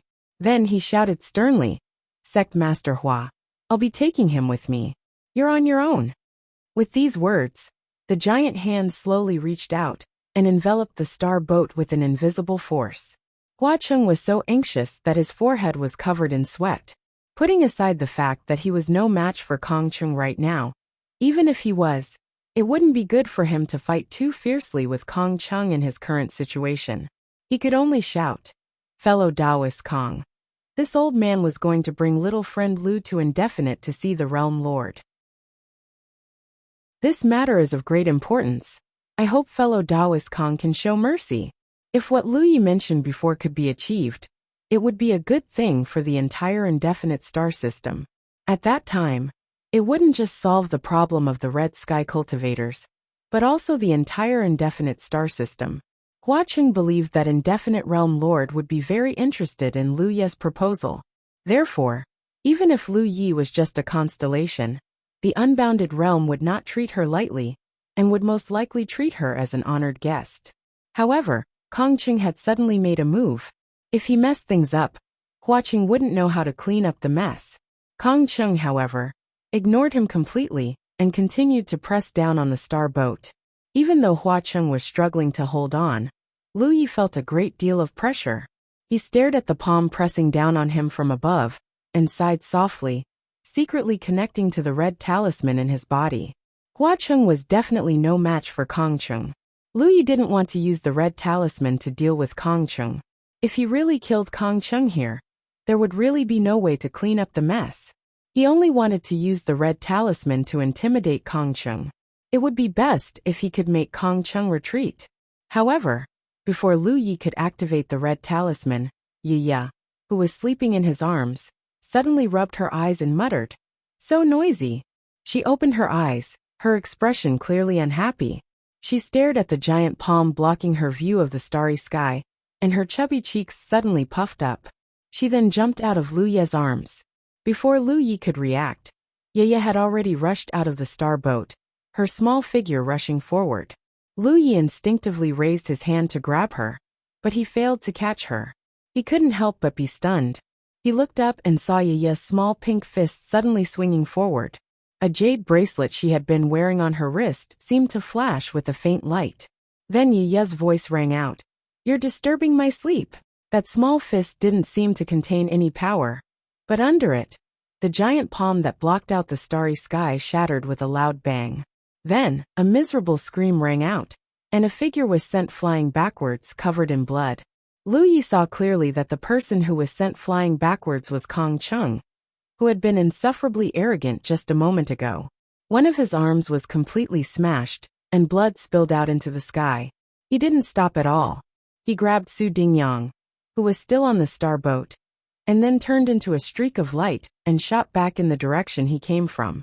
In the blink of an eye, he had disappeared.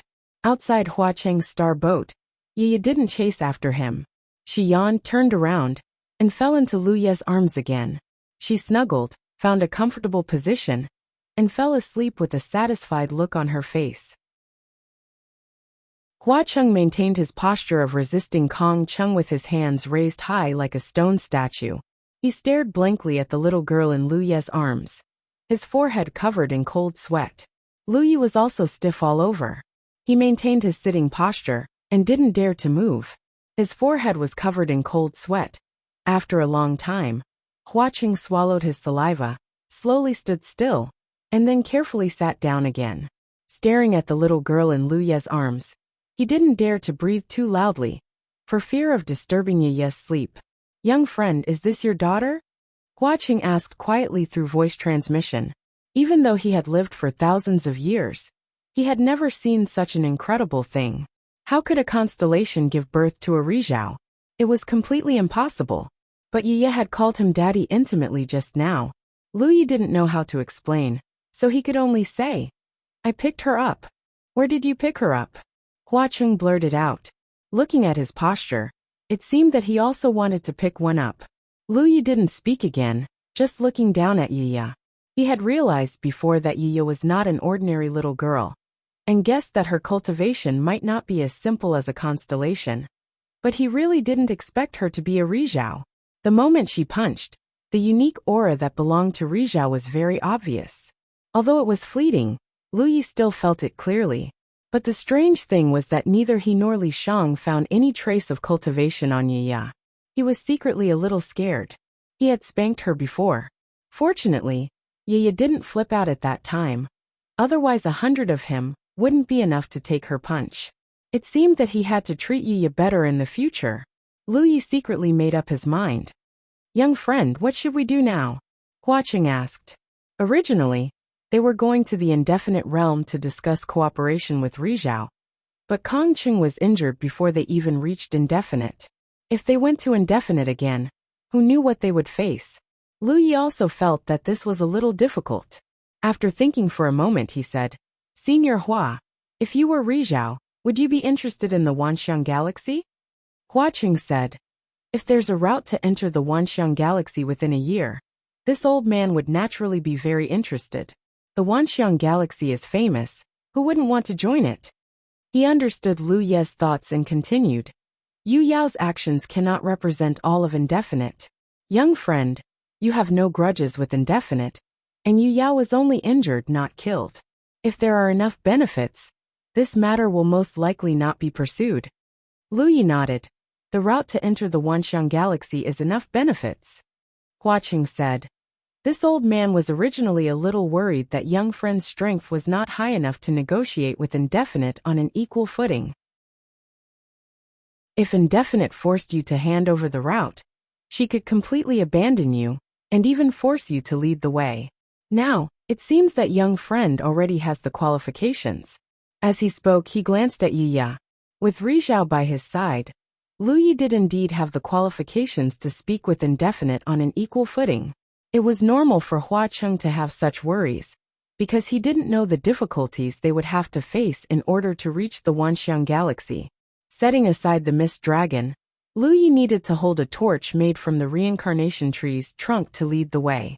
Even passing through the Mist Dragon and entering the insect path to reach the Long Cloud Galaxy would require someone to negotiate and allow a large number of cultivators to pass through. Even if everything went smoothly, it would be very difficult to gain a foothold in the Wanxiang Galaxy without a foundation. Indefinite was not weak, but there were many galaxies like Indefinite in the Wanxiang Galaxy. Few of these galaxies had their own spiritual islands. If there was no one to help them, their days in the Wanxiang Galaxy would be difficult.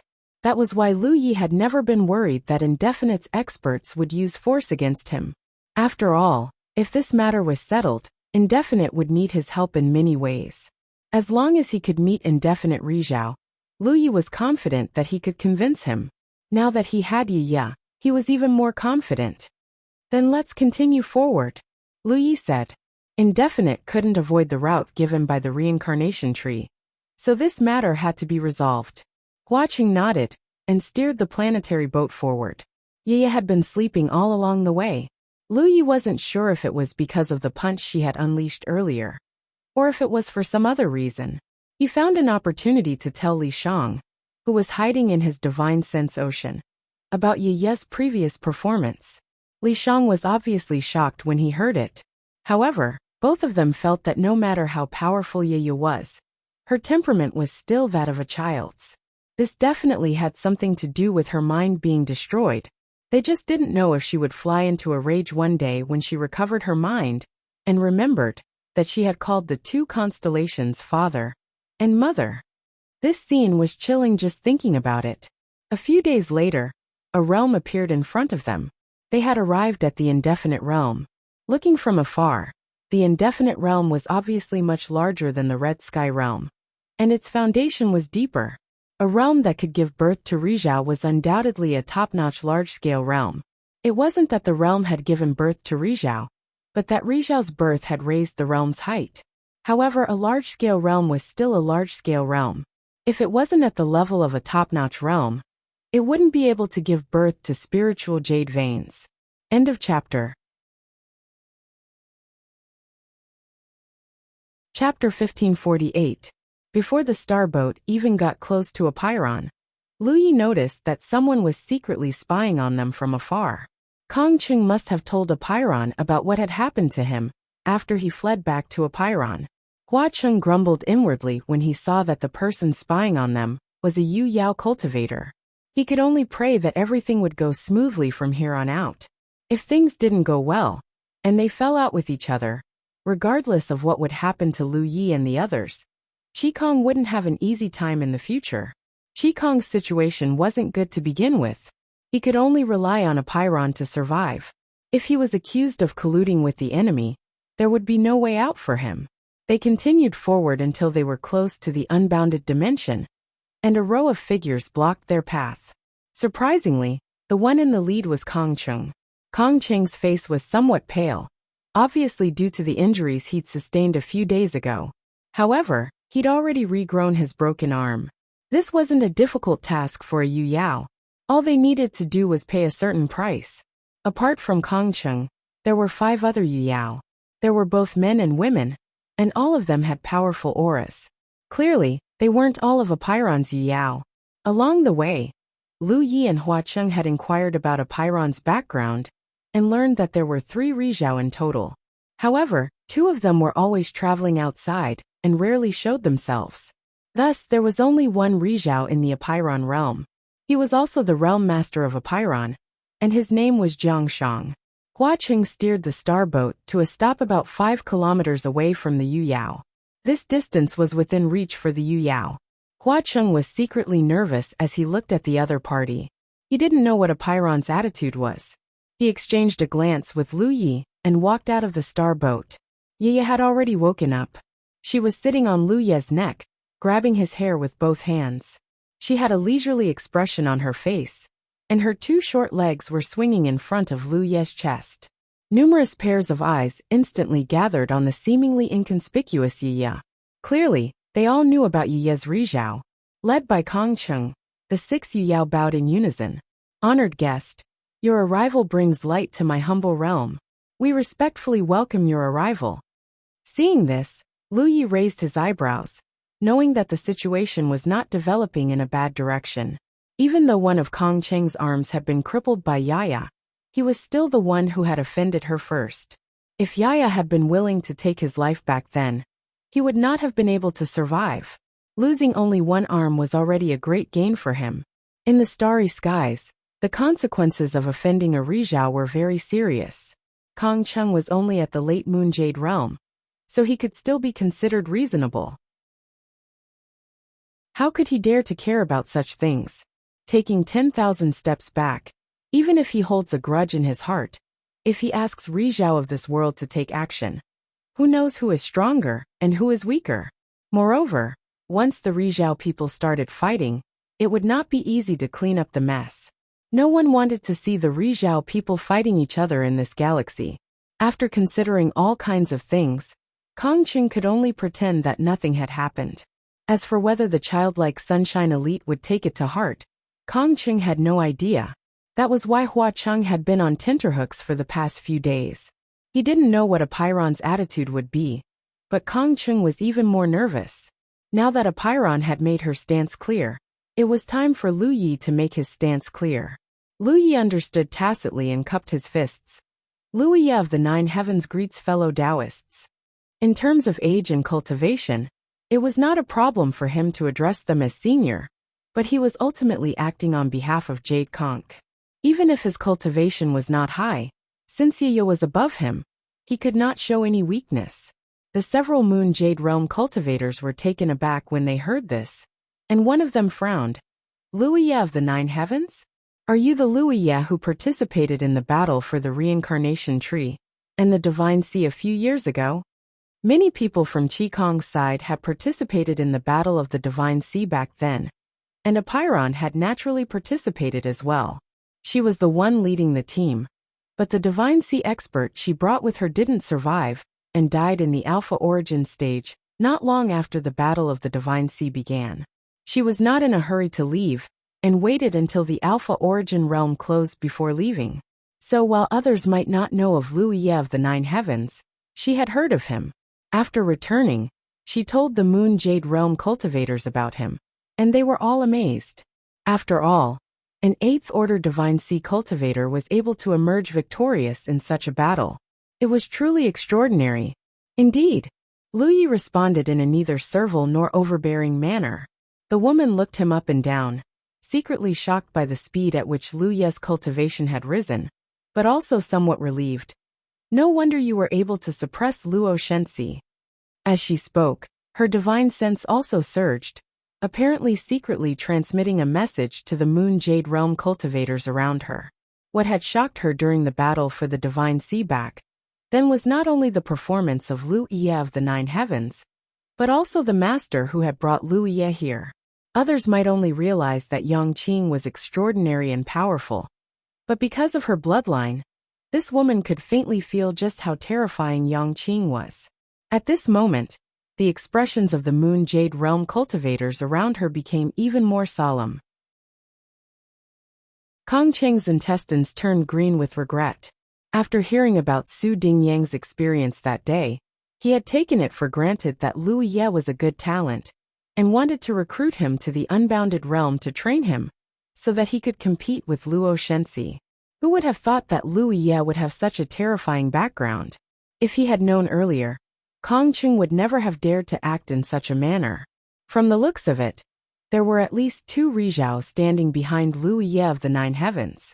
One was the one who had brought him to the reincarnation tree, and the other was the little girl riding on his shoulder. This was what they knew. Who knew if there were more? The realm of the 9 heavens must be an extremely powerful top realm. How could the unbounded realm covet such a person? If they really forced him to stay, they might get into trouble. Because of Yaya's existence, the unbounded realm cultivators did not dare to act rashly. Now, after the woman's transmission, the Moon Jade realm cultivators took this matter more seriously.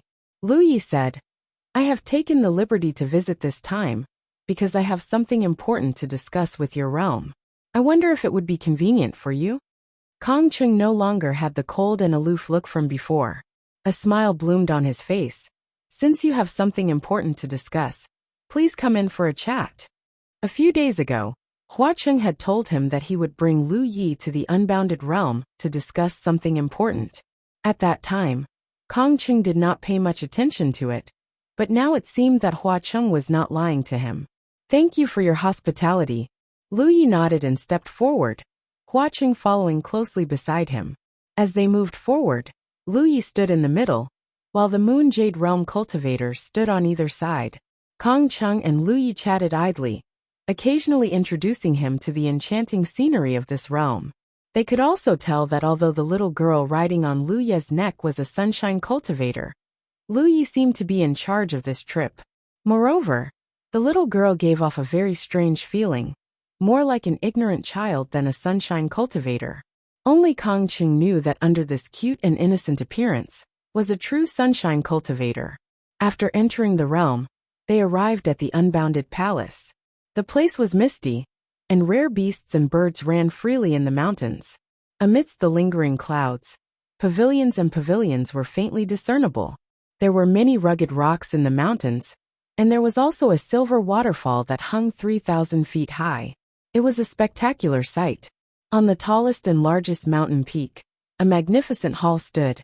Kong Chung and the others led Lu Yi to this place. Lu Yi immediately felt that there was an endless pressure slowly filling the hall. Sunshine. Lu Yi understood that there was a sunshine cultivator in this hall. It was probably the realm lord of this realm, Jiang Shang. It was not difficult to understand. Since Lu Yi brought sunshine here, the sunshine cultivator of this realm naturally had to express himself. Although the endless pressure was strong, it did not have much of an impact on him. Obviously, it had no intention of making things difficult for him. The pressure was directed at Yaya, who was riding on Lu Ye's neck. A cultivator at the level of sunshine would naturally not make things difficult for a constellation for no reason. Only a cultivator of the sunshine level would arouse their interest.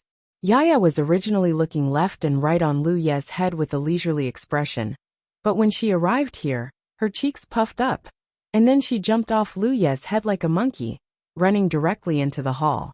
Lu Yi was shocked and hurriedly shouted, "Yaya!" But Yaya had already disappeared.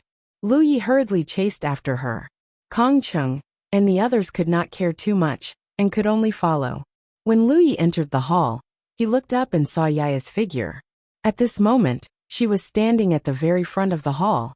There was a table there, and behind the table, a middle-aged man who looked like a scholar with a feather fan was sitting upright. The endless pressure that Lu Yi felt was coming from this person. This was the realm lord of the unbounded realm, Jiang Shang. Jiang Shang had a feather fan in his hand. It looked like he was gently fanning himself, but at this moment, he was frozen for some reason.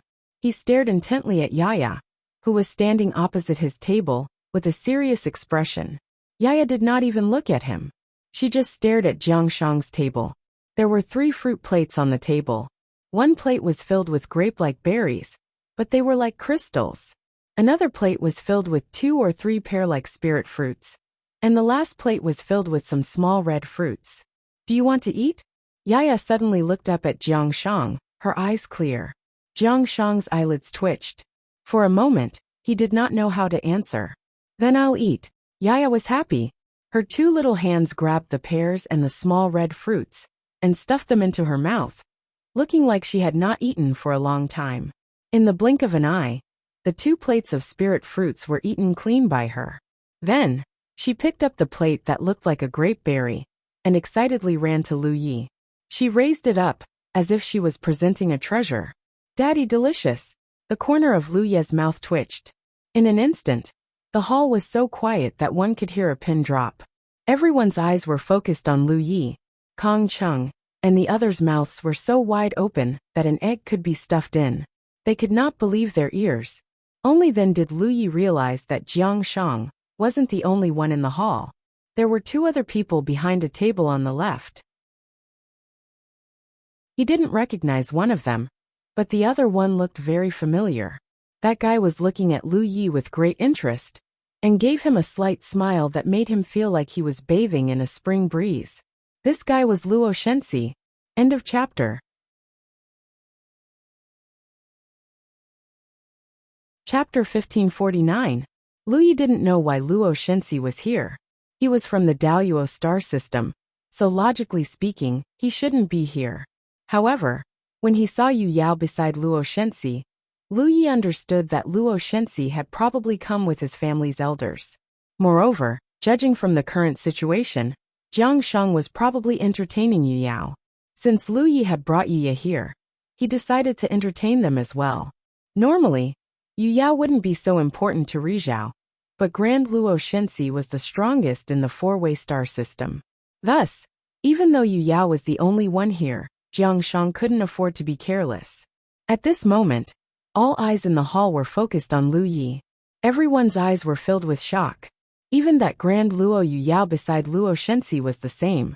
Even though he didn't know Yu Yao's background, the fact that she could move freely under Jiang Shang's aura meant that she was also a Rizhao. It was one thing for Rizhao to look so strange, but he actually called a star constellation his father. What was going on? Lu Yi looked down at Yu Yao, patted her head and said softly, "Eat by yourself." Then, he looked at Jiang Shang and cupped his fists. Lu Yi of the 9 heavens greets the realm lord. Jiang Shang waved his feather fan lightly, retracting his aura. He smiled and said, "Sit." Yu Yao's strange behavior was indeed surprising.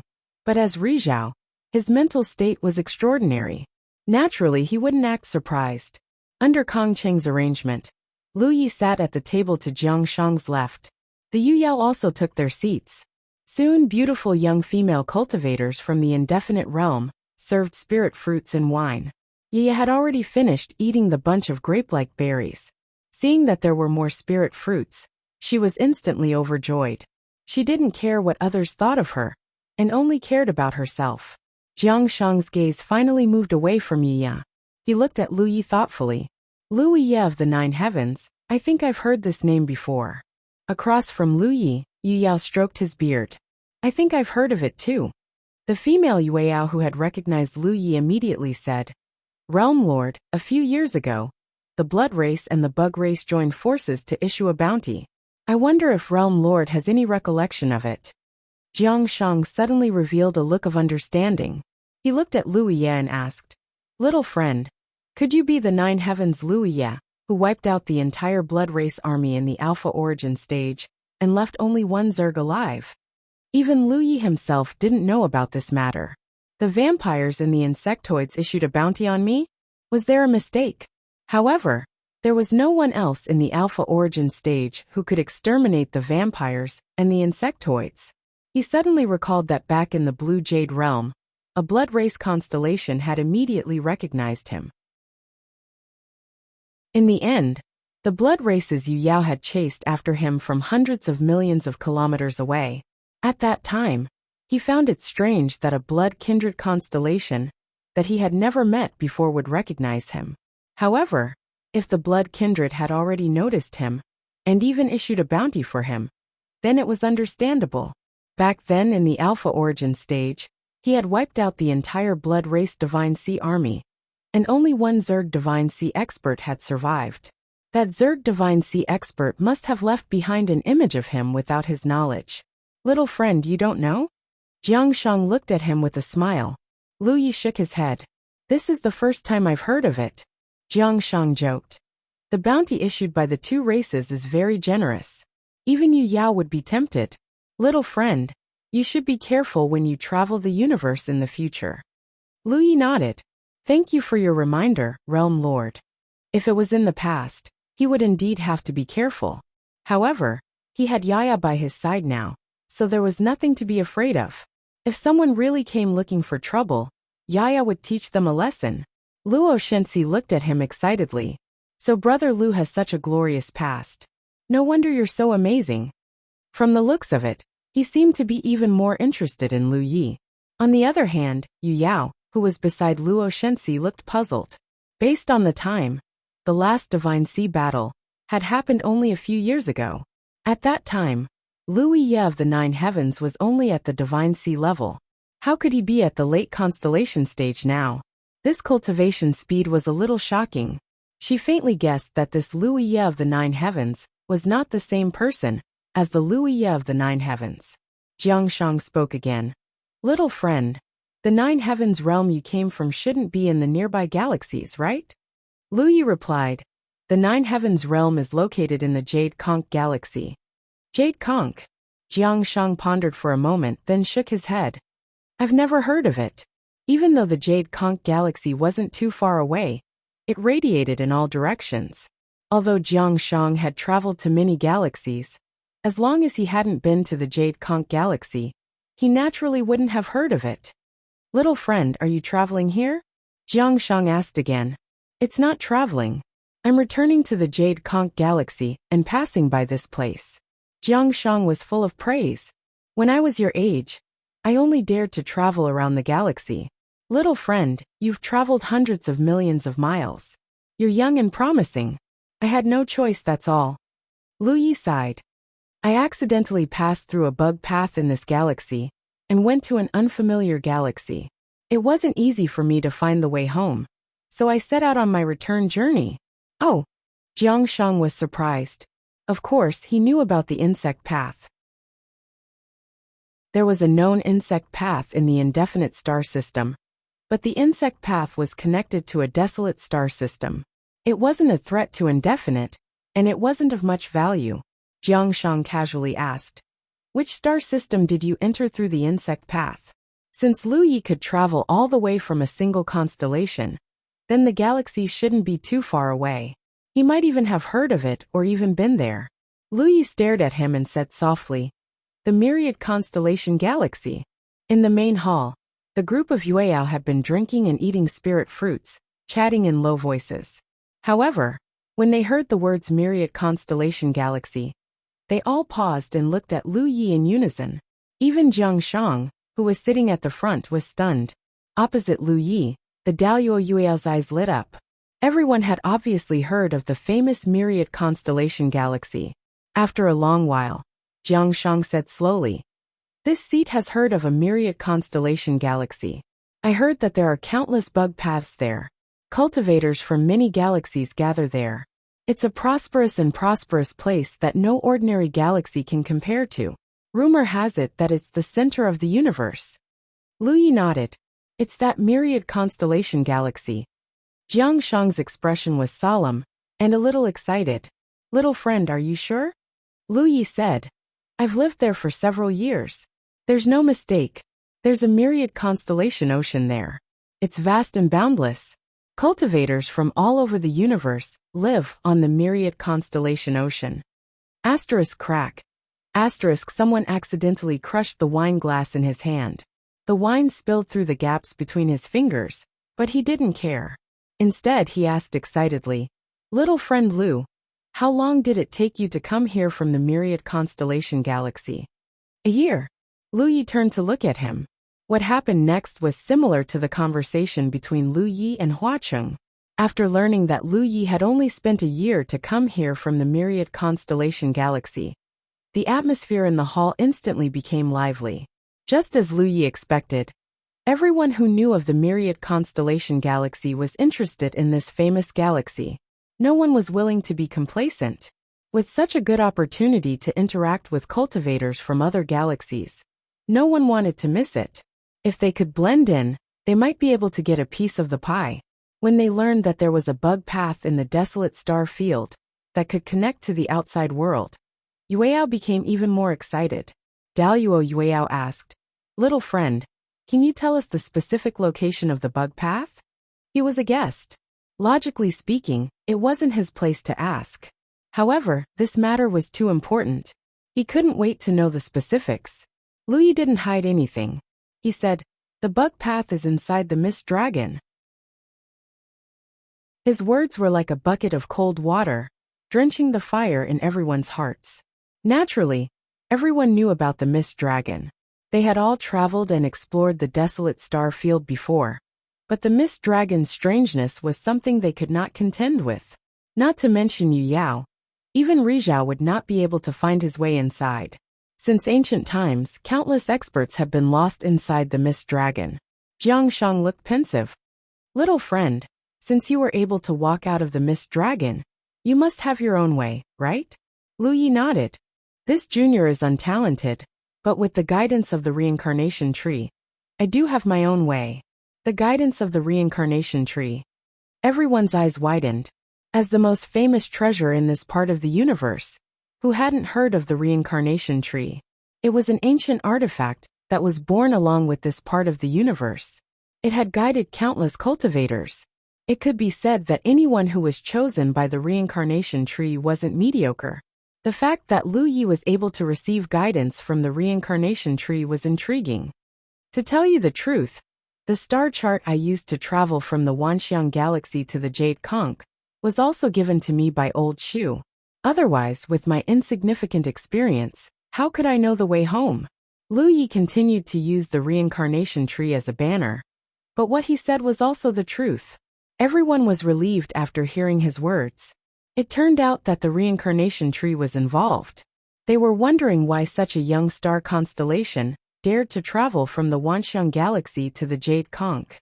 Jiang Shang sorted out his thoughts and said, "So little friend, leaving the Wanxiang galaxy, entering the mist dragon through the bug path, and coming here is only part of the route." "Yes. I heard from Kong Cheng and the others that little friend came here to discuss something important. May I know what you want to discuss with me?" "This junior wants to borrow the path." Lu Yi looked at him. "Borrow the path?" Everyone was puzzled. Jiang Shang smiled and said, "Little friend, you're just passing by. You have no ill intentions towards this galaxy, so it's naturally no problem for you to borrow the path."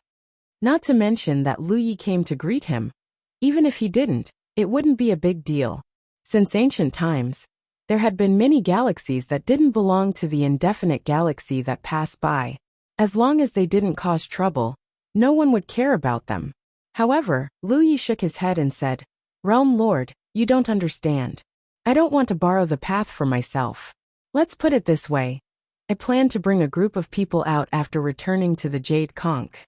When that time comes, we'll definitely pass by your galaxy, so I'll have to ask for your convenience."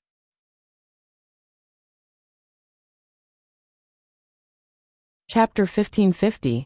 Only then did Jiang Shang understand Lu Ye's intentions. It was reasonable. If even he was interested in the Wanxiang galaxy, others would naturally be interested as well. Moreover, Lu Yi had a star chart that led to the Wanxiang galaxy. If he could take the cultivators from his galaxy to the Wanxiang Sea, it would benefit his fellow countrymen. Jiang Shang didn't agree immediately.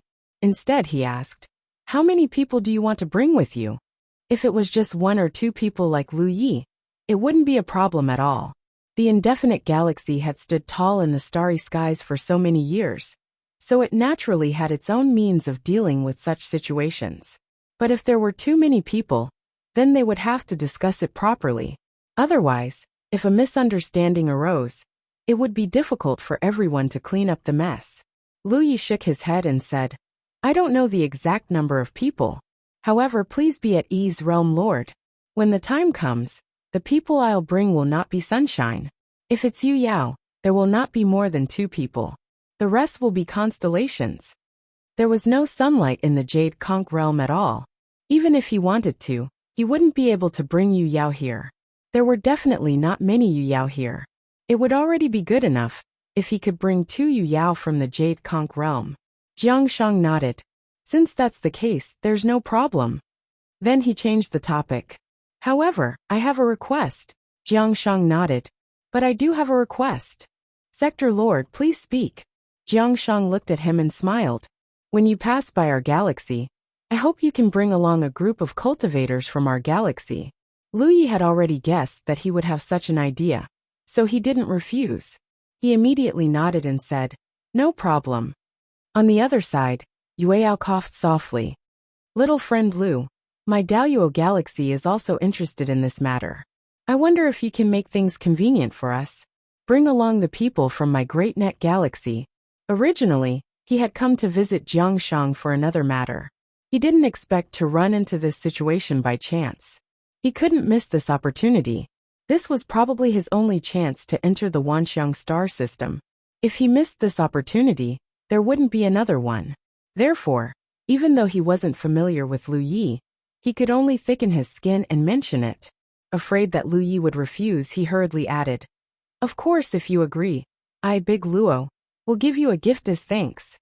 Lu Yi waved his hand and said, there's no need for a thank you gift. It's something that happened along the way. If Big Luo is interested, you can first gather people and wait. Yueyao's eyes lit up. Young friend, you're a straightforward person. This old man thanks you. As he spoke, he raised his wine cup and offered a toast. Lu Yi raised his glass and drank. Lu Yi put down his wine cup and said, however, there is one thing that I have to make clear in advance. Although the 10,000 Elephant Sea is a sea that accommodates hundreds of rivers and cultivators from countless galaxies, and does not prohibit cultivators from the constellations from coming in and out, the 10,000 Elephant Galaxy has set some rules for the convenience of managing the 10,000 Elephant Sea. Please abide by them. Otherwise, if you break the rules when you reach the Earth domain, no one can save you. The group hurriedly sat up straight. Big Luo Yueyao said, young friend, please speak. She looked like she was all ears. On the 10,000 Elephant Sea, the structure of the forces can be based on the domain structure, or the galaxy structure. However, no force can have more than 3 Yueyao. As for Rizhao, it is even more impossible to stay on the 10,000 Elephant Sea for long. Therefore, if you want to go to the 10,000 Elephant Sea, the constellations will be the main force. Yueyao will be the minority. Jiang Shang nodded and said, I seem to have heard of this rule before. This is how it should be. With so many people from so many galaxies gathered in the 10,000 Elephant Sea, if there were no restrictions, it would have been chaotic long ago. If other galaxies can abide by the rules, so can we. Is there anything else to take note of? Lu Yi shook his head and said, there's nothing special to take note of. However, the 10,000 Elephant Sea is very chaotic and does not prohibit fighting. Therefore, it is not easy to establish a foothold there. Big Luo Yueyao said, young friend, if it's convenient for you, please tell us more about the matters over there. The group looked at him eagerly, as if they were a group of country bumpkins who had never seen the world before. Yaya seemed to have eaten her fill and fell asleep in Lu Ye's arms again. Lu Yi gently hugged her and casually talked about the various matters on the 10,000 Elephant Sea. When they heard that there were many wonderful islands on the 10,000 Elephant Sea, and that the top spiritual island could produce spiritual jade veins, the group's eyes lit up. None of the galaxies in the 4 directions were top-level domains, so they had not even seen what a spiritual jade vein looked like. For a moment, they could not help but fantasize. If they could seize a top-level spiritual island on the 10,000 Elephant Sea, wouldn't they be able to sit on a spiritual jade vein? Then it would be of great use to cultivate their own cultivators in the future. However, everyone knew that this was only a dream. There were so many top-level domains and galaxies on the 10,000 Elephant Sea, and they would not have a chance to seize a top-level spiritual island. However, even if they did not seize a top-level spiritual island, it would be enough to seize a mid-level spiritual island. Speaking of the Whitey spirit, when everyone learned that a Whitey spirit was worth several thousand spiritual jades, they were even more shocked. Lu Yi even took out a Whitey spirit on the spot.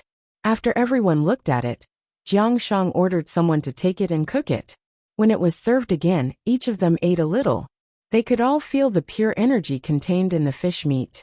Yu Yao praised as she ate.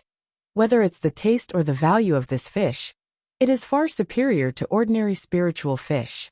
As expected of something born on the 10,000 elephant sea.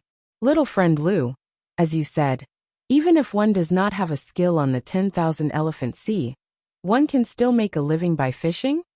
Lu Yi said with a strange expression. Yes, you can. However, there is a saying in the fisherman's circle. Fishing will ruin 3 generations, but playing with fish will ruin a lifetime. Unless there is no other choice, it is best not to get involved. Of course, the group of Yu Yao did not know that this saying was an accusation made by countless fishermen through blood and tears. They also did not know whether they had heard it or not. When they talked about the battle for the Constellation Hall, everyone was even more shocked than before. Tens of millions of constellations had participated in a grand event. Such a scene was unimaginable. No matter how powerful a galaxy was, the number of constellations it had was limited. Tens of millions of constellations.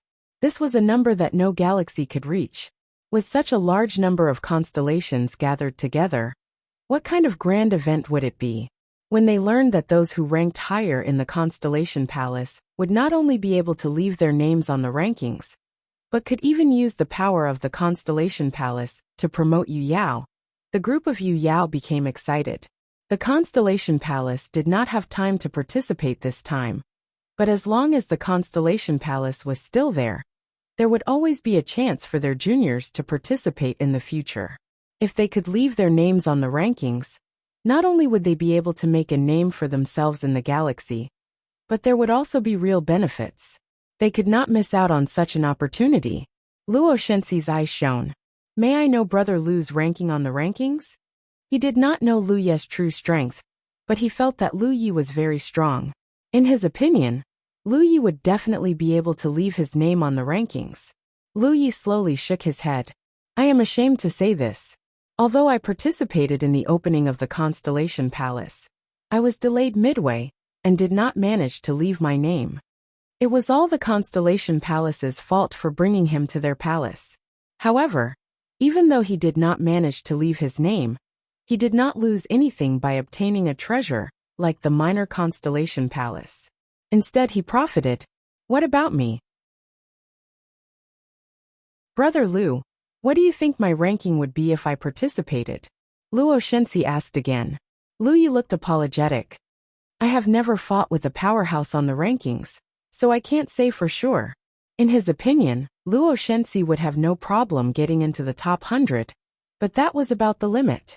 This was because there were too many veteran constellations participating in the Constellation Palace. However, this was his own judgment, so there was no need to say it out loud. The banquet continued. The group of Yu Yao asked about the 10,000 manifestation sea, and Lu Yi told them everything he knew. He told them about the magnificent wonders of space. In the end, the Yu Yao finally gave up when there was nothing left to say. However, they were still somewhat unsatisfied. They wanted nothing more than to enter the 10,000 manifestations galaxy and see it with their own eyes. Jiang Shang said, How long will it take for you to reach the Jade Conch Palace? Lu Yi replied, About 2 years. Jiang Shang nodded. Go for 2 years, come back for 2 years, let's count it as 5 years. Then little friend, it's a deal. I'll make preparations during these 5 years. And when you return, I'll follow you to the Myriad Phenomenon Galaxy. No problem. Lu Yi nodded. Deluo Yu Yao hurriedly said, I Deluo too. She was afraid that she would be left behind. Jiang Shang raised his cup. This is a blessing for Wu Ding. Thank you, Lu Yi. Cheers. The Yu Yao raised their cups in unison. Thank you, Lu Yi. Jiang Shang put down his cup and said, There's one more thing I need to ask you. Which direction are you going to take to reach the Jade Conch Palace? He then added, Please don't misunderstand. I'm not trying to find out where you're going. It's just that there's a direction outside the indefinite galaxy that's a little troublesome. What kind of trouble? Lu Yi asked. Jiang Shang said, A few decades ago, an insect hive drifted over from that direction. An insect hive? Lu Yi frowned. The insect race? That's right. Jiang Shang nodded. And that's no ordinary hive. There's more than one Rizhao overseeing it. They've been eyeing Wu Ding covetously for a long time. And there's a faint suspicion that they're about to invade. That's why it shouldn't be a problem if you go in a different direction. But if you happen to be going in that direction, things might be a little troublesome. Lu Yi didn't know if he was going in that direction. After some thought, he took out the star map given to him by the reincarnation tree. Please take a look at it for me, Realm Lord.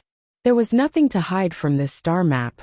It wouldn't matter even if Jiang Shang knew the exact route from the Jade Conch Palace to the Vientiane Galaxy. He walked forward and presented the star map.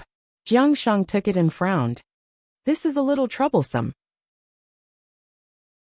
He discovered that according to the guidance on the star chart, Lu Yi was heading in the direction of the insectoid hive.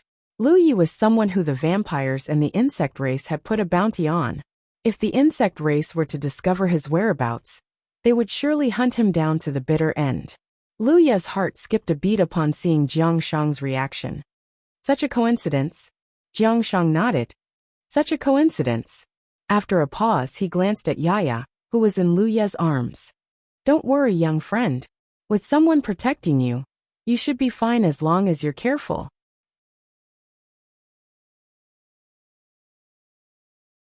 Chapter 1551. Lu Yi didn't just have to consider his own safety. He also had to consider what would happen if he brought the cultivators from his galaxy with him. He could hide his whereabouts, so he believed that as long as he was careful, there wouldn't be any problems. However, if he brought people from the Jade Conch Galaxy over, it would be difficult for him to hide his entire fleet. If they were discovered, with the nature of the insectoids, they wouldn't let the fleet pass safely. When a dispute arose, the Jade Conch Galaxy wouldn't be able to resist. After pondering for a moment, Lu Yi asked, "Is it possible to take a detour?" His position in the starry sky was uncertain. The star chart given to him by the reincarnation tree showed him a route, but he didn't necessarily have to follow the star chart. He could take a detour to avoid the insectoid's territory and continue on the route on the star chart. However, this would take a lot of time, and he might even waste several years. Jiang Shang said, "It may be possible, but as long as the hive is still there, no one knows how far the insectoid's tentacles will extend. If little friend takes a detour and runs into them, trouble will be inevitable." This was a bit difficult. Lu Yi couldn't ask Jiang Shang to use the power of the indefinite galaxy to deal with the hive. The hive had drifted here decades ago. If the indefinite galaxy had the ability to deal with it, they wouldn't have delayed it until today. Since they hadn't, it meant that the situation was very tricky. Just as Lu Yi was in a difficult position, Jiang Shang spoke again. "Little friend, don't worry. Before you return, we will definitely deal with the hive. It won't delay our journey to the Myriad Sea." Lu Yi was slightly stunned. Although he agreed to take the people from the indefinite galaxy to the Myriad Sea, in the end, this was only a mutually beneficial cooperation. After all, the Jade Conch Galaxy fleet needed to pass through, so he couldn't leave them behind. Now Jiang Shang actually took the initiative to say that he wanted to deal with the hive that had more than one Rizhao guarding it. Lu Yi didn't know why. After all, such a battle wouldn't benefit the indefinite galaxy. However, Lu Yi only thought about it for a moment before he reacted. If it was really as he thought, then his trip here would be a great help to the indefinite galaxy. Lu Yi didn't say much and only raised his cup. "Thank you, Realm Lord." It was true that he had helped the indefinite galaxy a great deal. But if the indefinite galaxy could deal with the hive, she would also be helping him. Jiang Shang and Lu Yi drank a cup of wine and smiled at each other. Nothing needed to be said.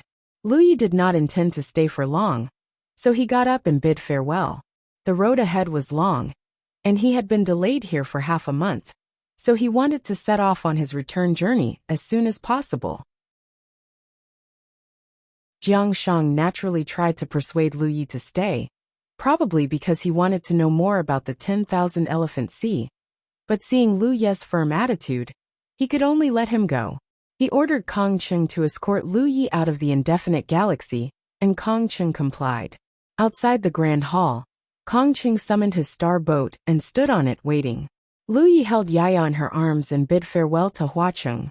They talked and laughed for a while. All of them were meaningless words. Moments later, Lu Yi boarded the star boat, and Kong Qing turned it into a streak of light that shot out of the indefinite realm. Hua Qing watched them leave, his heart filled with gratitude. Although Lu Yi had said a lot of nonsense to him before he left, he knew in his heart that Lu Yi had done it on purpose. This way, the unbounded realm would know that Lu Yi had a good relationship with Qi Kong, and Qi Kong's situation would be better in the future. What a pity!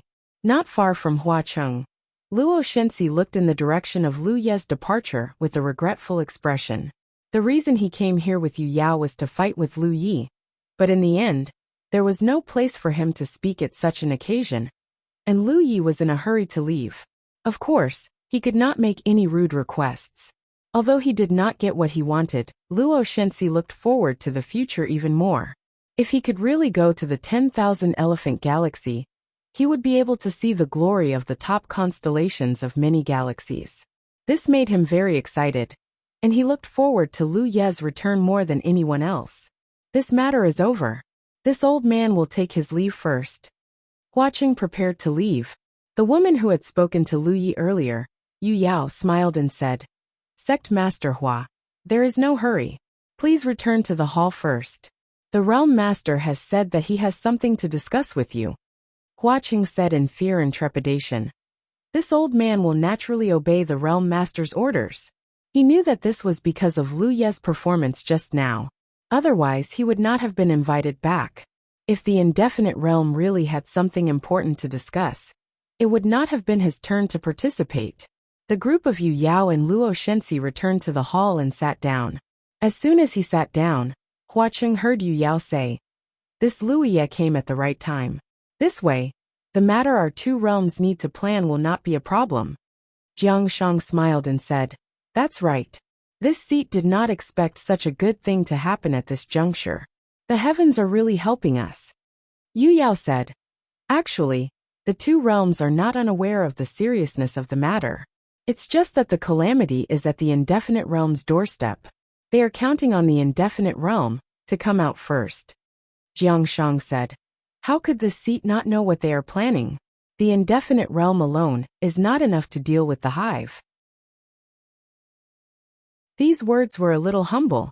If the indefinite realm really wanted to deal with the hive, she had the ability to do so. However, she would have to pay a huge price. In a single battle, the entire cultivation world of the galaxy would be crippled, and the standard of cultivation would regress by thousands, or even tens of thousands of years. If that happened, the indefinite realm's final fate would be to be nibbled away by the other three galaxies. In the future, the indefinite galaxy would cease to exist. This was an outcome they could not accept. Therefore, even if they had the ability, the indefinite galaxy had not really made a move for the past few decades. They only set up a defensive line outside their own territory to prevent the hive from invading. The other two sunshine powerhouses in the indefinite realm were stationed at the defensive line all year round. Over the past few decades, the indefinite realm had been working together to deal with the hive. Although the threat of the hive was right at the doorstep of the indefinite realm, if the indefinite realm were to suffer, who knew which galaxy would be next? The insectoids were a scourge. If they were not nipped in the bud, they would only become more and more troublesome, because their reproductive ability was too strong. Among the other three galaxies, only the Daluo galaxy had expressed their willingness to help the indefinite realm more than a decade ago. Jingyue and Beixian were watching from the sidelines, waiting to reap the spoils of war. Of course, Jiang Shang knew that the powerhouses of the other two galaxies did not really think that way. They knew the dangers of the insectoids, but they were not willing to contribute too much. They only wanted the indefinite realm to bear the banner. Daluo Yueyao had come to the indefinite realm because of the hive. The matter had been delayed for decades. If it continued to be delayed, the insectoids would only become stronger. If they were to reach a certain level, even if the four galaxies worked together, they might not be able to defeat them. Once the indefinite realm was defeated, the other three galaxies would not be able to escape unscathed. In the end, they would all be devoured by the insectoids. He planned to persuade Jiang Shang first, Then contact the powerhouses of Jingyue and Beixian to prepare for a war against the insectoids. He had done this once before, but it did not yield much results. It was the same this time. Before Lu Ye's arrival, Jiang Shang had no intention of relenting. The indefinite realm's intentions were simple. Either everyone died together, or everyone worked together. In any case, the indefinite realm would not be the first to stand out. Otherwise, even if they won the war against the insectoids, the indefinite realm situation would not be too good in the future. In such a complicated situation, it could be said that everyone in the 4 galaxies had their own plans. Without a suitable opportunity, it would be very difficult to form an alliance. Lu Ye's arrival was the best opportunity. As long as news of the Wanxiangxi spread, both Jingyue and Beixian would be very interested. However, if they wanted to go to the Wanxiangxi, they would have to wait for Lu Ye's safe return. If they wanted Lu Yi to return safely, they would have to deal with the hive first.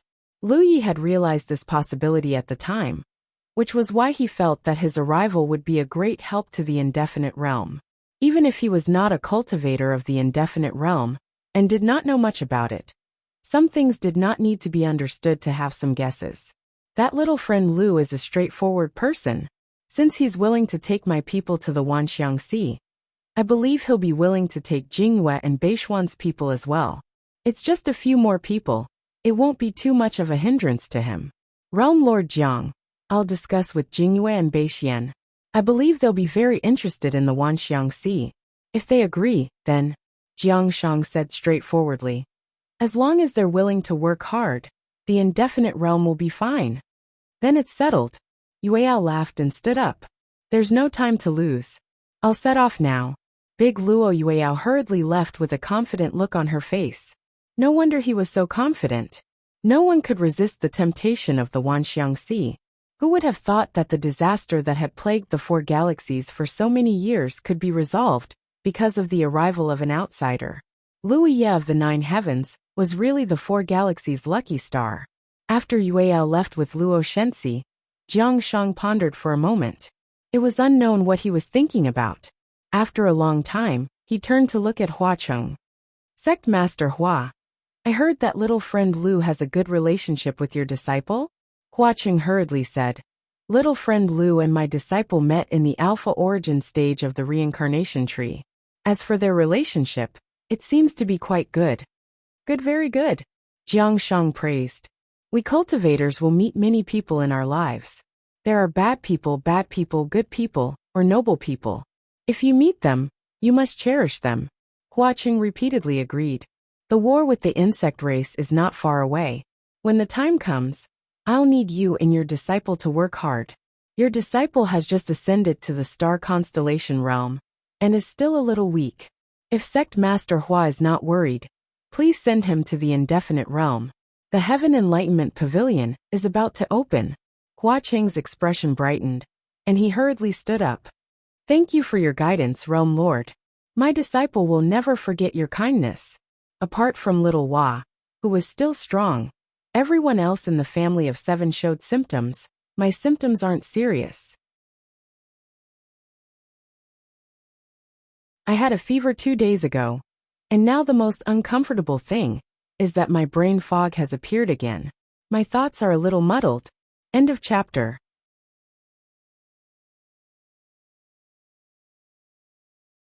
Chapter 1552.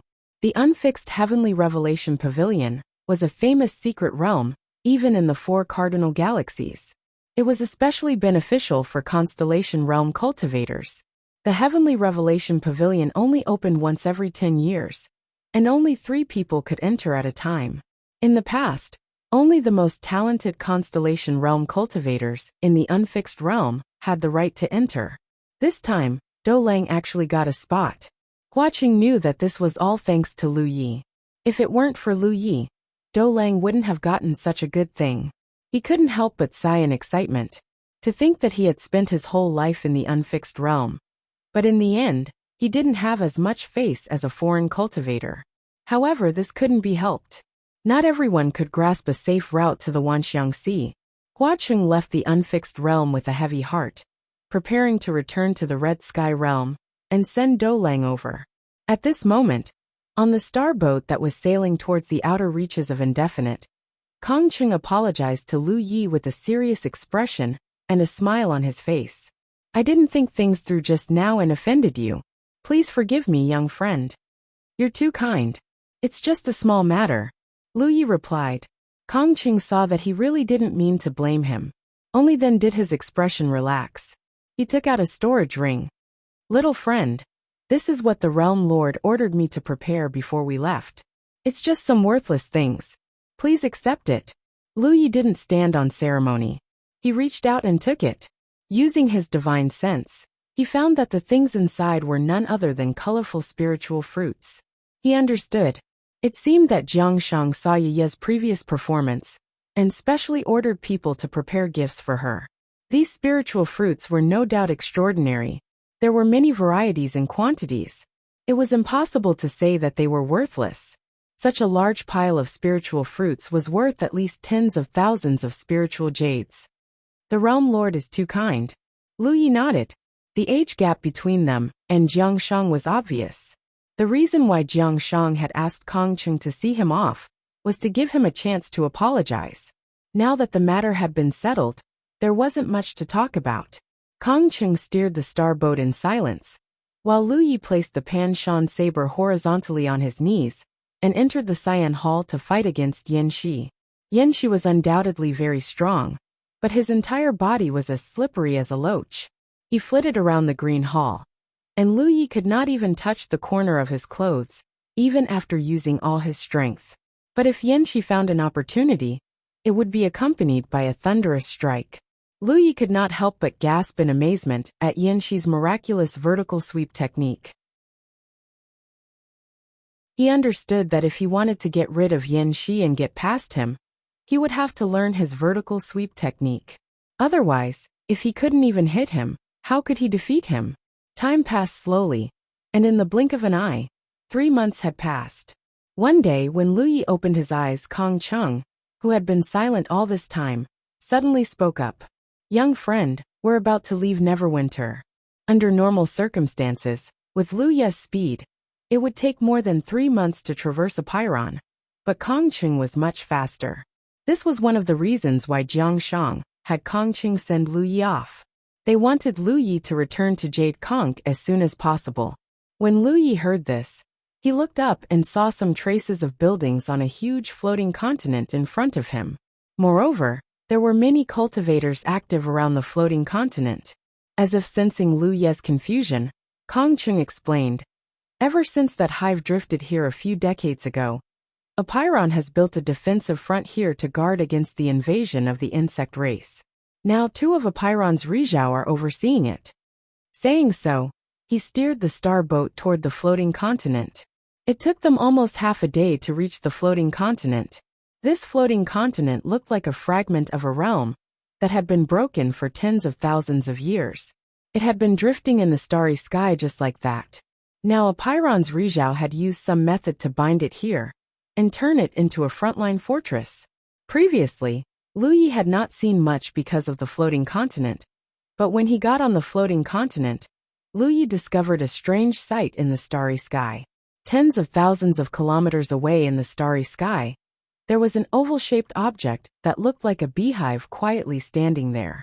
At a glance, the beehive was at most the size of a fist, but considering the distance, Lu Yi estimated that it was at least the size of a planet. An insect hive. Lu Yi recognized the details of this thing at a glance. This completely overturned Lu Ye's understanding of insect hives. The insect hives he had seen before were basically all underground. Even if they were large, there was a limit to their size. However, the size of this hive was beyond his imagination. How was this an insect hive? It was more like a planet. However, it was different from ordinary planets. Under the control of the insect race, an insect hive like this could drift through the starry sky. If it encountered a realm with vitality, the insect race would swarm out in full force. Once the insect race left, the realm would also die. Even from a great distance, Lu Yi could see traces of a large number of insect race members entering and leaving the hive.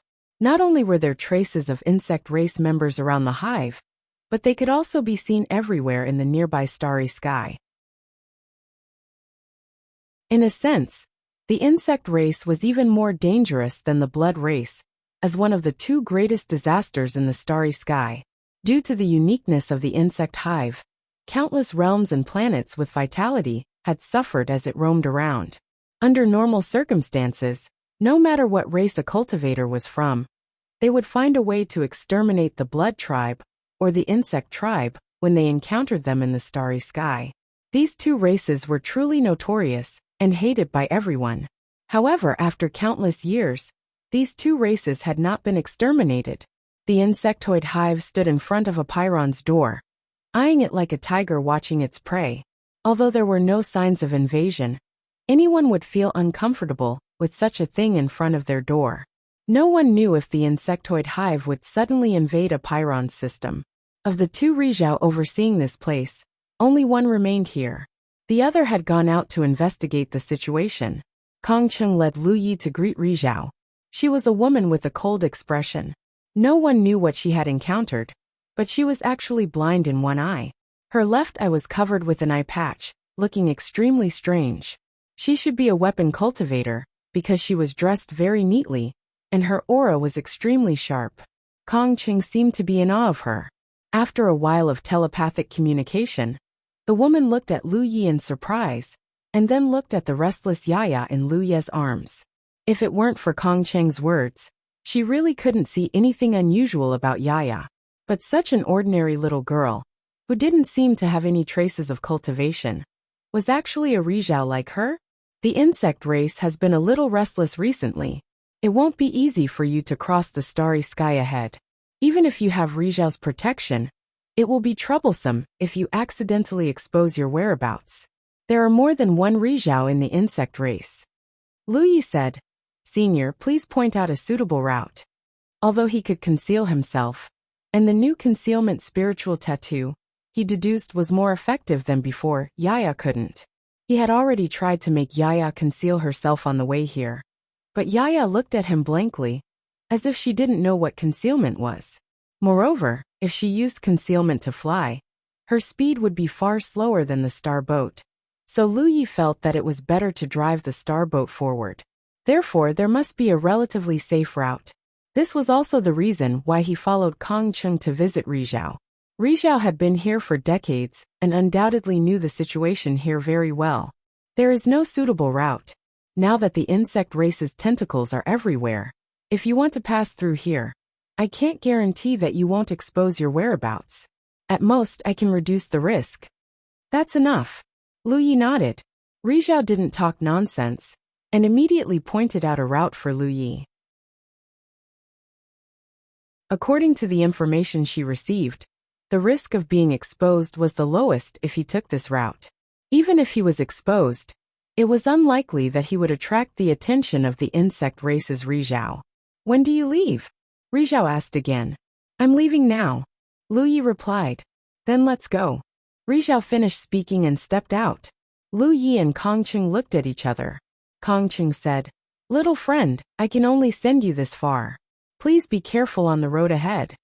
"Many thanks, Brother Kong." Lu Yi expressed his gratitude. Although the two of them didn't get along well the first time they met, Lu Yi didn't suffer any losses. Kong Cheng, on the other hand, had lost an arm. Now that the other party had escorted him all the way here, Lu Yi naturally wouldn't take the slight unpleasantness to heart. Lu Yi was just about to leave when he heard a cold shout from the depths of space. "Get out here!" Lu Yi was startled because he recognized the voice as belonging to Rizhao. He didn't know what she was doing. However, Lu Yi soon realized what she was doing.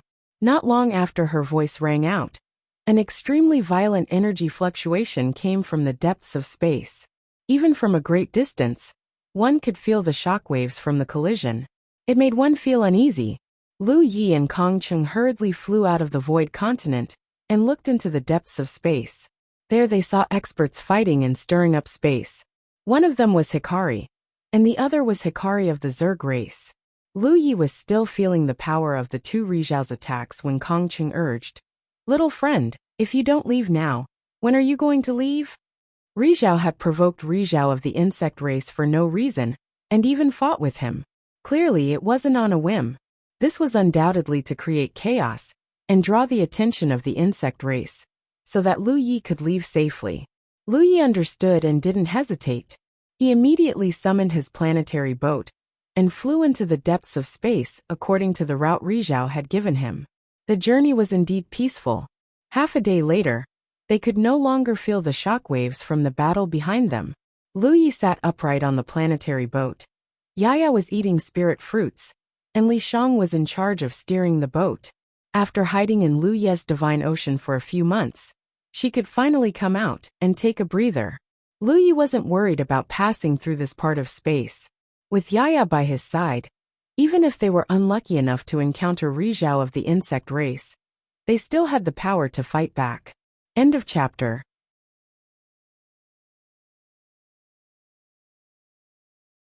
Chapter 1553. Lu Yi did not place all his hopes on Yaya. Ever since she took action last time, Lu Yi had discovered a problem. Although Yaya was indeed as strong as Rizhao, there was clearly something wrong with her body. Once she took action, she would quickly fall into a weakened state, and then fall into a deep sleep. Therefore, it was best to avoid her as much as possible. However, there were some troublesome matters that could not be avoided even if one wanted to, especially when Lu Yi did not conceal himself. Instead, he rode the planetary ship ostentatiously through the city. Although he followed Rizhao's guidance and took a route where there were fewer insectoids, he was still discovered by the insectoids. Less than half a day after leaving the floating continent, where the indefinite frontline fortress was located, Lu Yi discovered that the insectoids were pursuing him from the side. These insectoids were at the constellation level, and their speed was far slower than the planetary ships. Therefore, they were soon left behind. As the planetary ship continued forward, it was like a small fish that had fallen into a shark's pond. No matter where it went, there were insectoids chasing after it from all directions. However, these insectoids were not as fast as the planetary ship, so their efforts were futile. In the end, they could only watch as the planetary ship disappeared into the depths of the starry sky. Occasionally, some scattered insectoids would hear the news and try to intercept them, but they would be scattered by the planetary ship. Those who did not dodge in time were likely to be killed on the spot. The insectoids were a very strange race. They had an extremely close and mysterious connection with the hives that gave birth to them. Therefore, the insectoids could use the hives to quickly spread the news without the need for transmission. With such convenience, as long as one insectoid discovered Lu Ye's planetary ship, it would be equivalent to the entire swarm discovering the planetary ship's whereabouts. Therefore, even if the insectoids failed to catch up to Lu Yi, the swarm would be able to block his path. Thanks to Rizhao's guidance, Lu Yi did not encounter any strong insectoids along the way, so the journey was quite smooth. A few days later, a dark cloud suddenly appeared in the starry sky ahead. Lu Yi looked over and found that it was not a dark cloud, but a dense swarm of insectoids. This surprised Lu Yi, because one had to have a constellation if they wanted to travel through the starry sky with their physical body. No matter how easy it was for the insectoids to breed and how fast they grew, it was impossible for them to have so many constellations. The insectoid constellations he had encountered before were all scattered. At most, there were 2 or 3 insectoids in a squad. There were at least tens of thousands, or even hundreds of thousands of insectoids gathered in this dark cloud.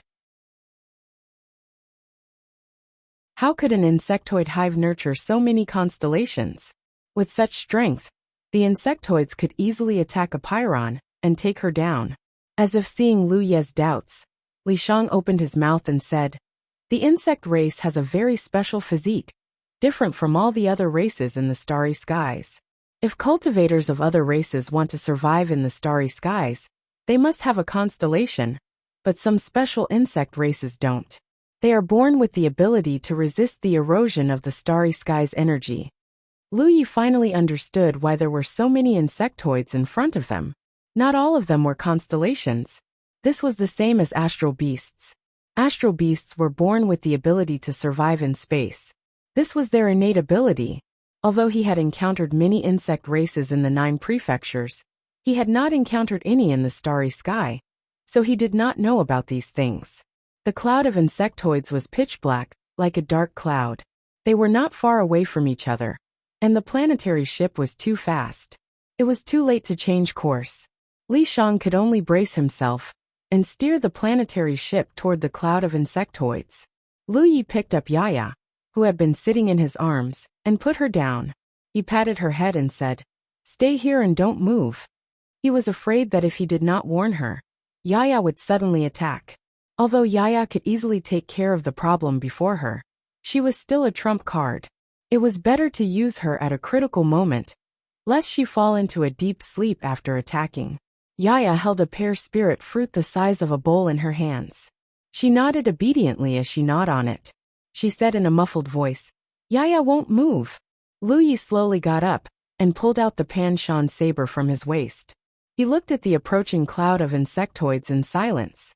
Suddenly, he remembered that the insectoids and the blood race had joined hands and issued a bounty for him.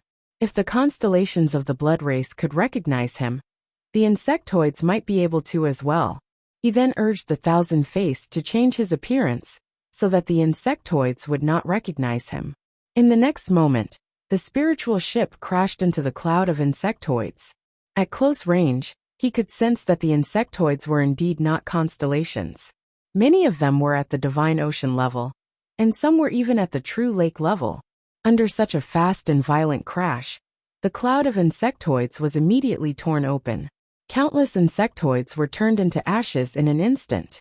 The planetary ship crashed into the cloud of insectoids recklessly, like a knife cutting through tofu. Everywhere it passed, countless insectoids were killed or injured. Lu Ye's vision darkened. He was surrounded by insectoids. Those insectoids who were not constellations were fearlessly using their flesh and blood as barriers to stop the planetary ship from moving forward. However, the effect was minimal. If there were only divine ocean and true lake-level insectoids, it would not be difficult for the planetary ship to break through. However, there were not only divine ocean and true lake-level insectoids in this cloud of insectoids, but also constellation stage insectoids. It was clear at a glance how to distinguish whether an insect had the strength of a constellation or not. For insects, unless they were exceptionally gifted, they would not be able to develop intelligence. Just like the insects that Lu Yi had encountered in the 9 regions, no matter how strong they would only follow their instincts. Moreover, from their appearance, they were insects of various shapes and sizes that had been magnified countless times. For example, the insects that Lu Yi had killed in the Alpha Origin stage were all juniors that the insect race experts had high hopes for. Each and every one of them possessed extraordinary talent and had gained sentience at the divine sea level. Their future achievements were limitless, but unfortunately, Lu Yi had almost wiped them out.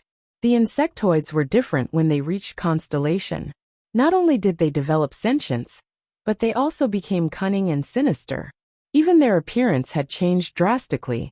Many insectoids had taken on human form. Some of them retained their insectoid characteristics, but many of them did not even have insectoid characteristics. In terms of appearance, they were no different from humans. Therefore, all insectoids in the insectoid swarm that had a human form were basically constellation insectoids. There were more than 30 of them. These constellation insectoids were undoubtedly much more difficult to deal with than ordinary insectoids. When the planetary ship crashed into the insectoid swarm, these insectoids attacked from all directions. Generally speaking, planetary ships were only used for traveling in the starry sky. Low-grade planetary ships did not even have formations. Lu Yi had spent a total of 300,000 spirit jades to buy this planetary ship. Although it did come with a defensive formation, it was not very powerful. How could such a defensive formation withstand the joint attack of dozens of constellation insectoids? It was about to be broken in an instant. Li Shang hurriedly withdrew the formation, lest it was really broken. It would be very troublesome to repair it. Without the protection of the formation, the constellation insectoids were like cats that had smelled blood. They immediately pounced on Lu Yi. Spirit power surged, and blade light poured out like a waterfall. All the insectoid constellation insectoids felt as if a bloody mouth had suddenly opened under the blooming blade light, revealing ferocious fangs, and was about to devour them. Bared fangs. This was the blade technique that was inherited from Qing Li. It was strange. Qing Li's blade aura was agile, but this move was extremely ferocious, which coincided with the concept of the tyrant blade art. When the blade light flashed past, the insectoid constellation at the forefront did not even have time to react before they were smashed into pieces. Among them was an extremely powerful late-stage constellation insectoid. The remaining insectoid constellations were all horrified. They did not expect such a ridiculous thing to happen. Instinctively, they wanted to retreat, but the sharp saber aura had already enveloped them. It rose and fell like a tide, continuous and endless. A moment later, the planetary ship rushed out of the encirclement of the insectoid swarm. Compared to when they first saw it, the size of the insectoid swarm had shrunk by more than half. The insectoids in the true lake and divine sea realm were either dead or injured. Even more than 10 insectoids in the constellation realm were killed. The insectoid swarm did not dare to pursue, mainly because they could not catch up. They were only intercepted here after receiving the news. In terms of speed, they were far inferior to the planetary ship. In front of the insectoid swarm, the surviving insectoid constellations looked at the stream of light that the planetary ship had turned into with a horrified expression. Such a long-planned interception had actually ended with the insectoid's defeat. This was the result of only one collision. The insectoid constellations had no doubt that if the insectoid had not been in a hurry to leave, it was completely capable of killing them all. Is there such a constellation in the indefinite galaxy? An insectoid with a protruding mouth and monkey-like cheeks spoke in a deep voice.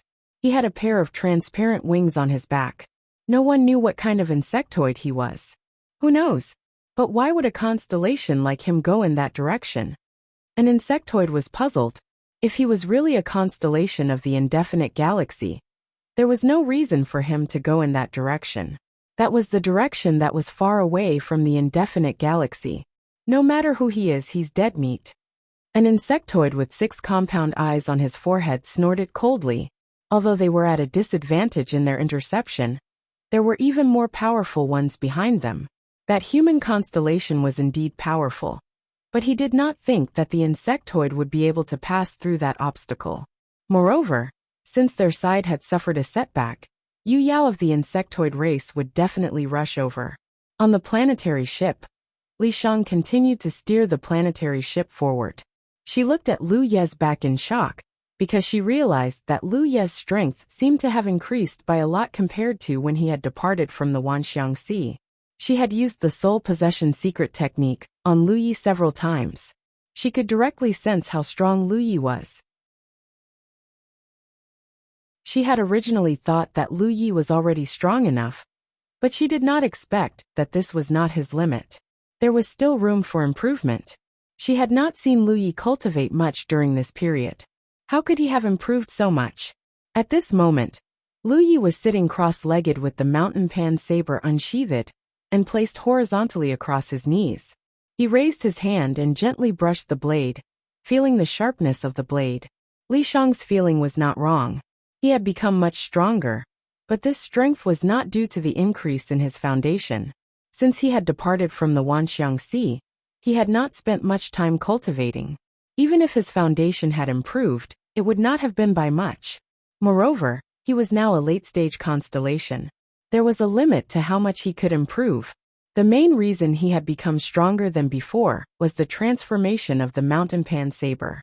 It could also be said that this was a huge change brought about by external forces. End of chapter.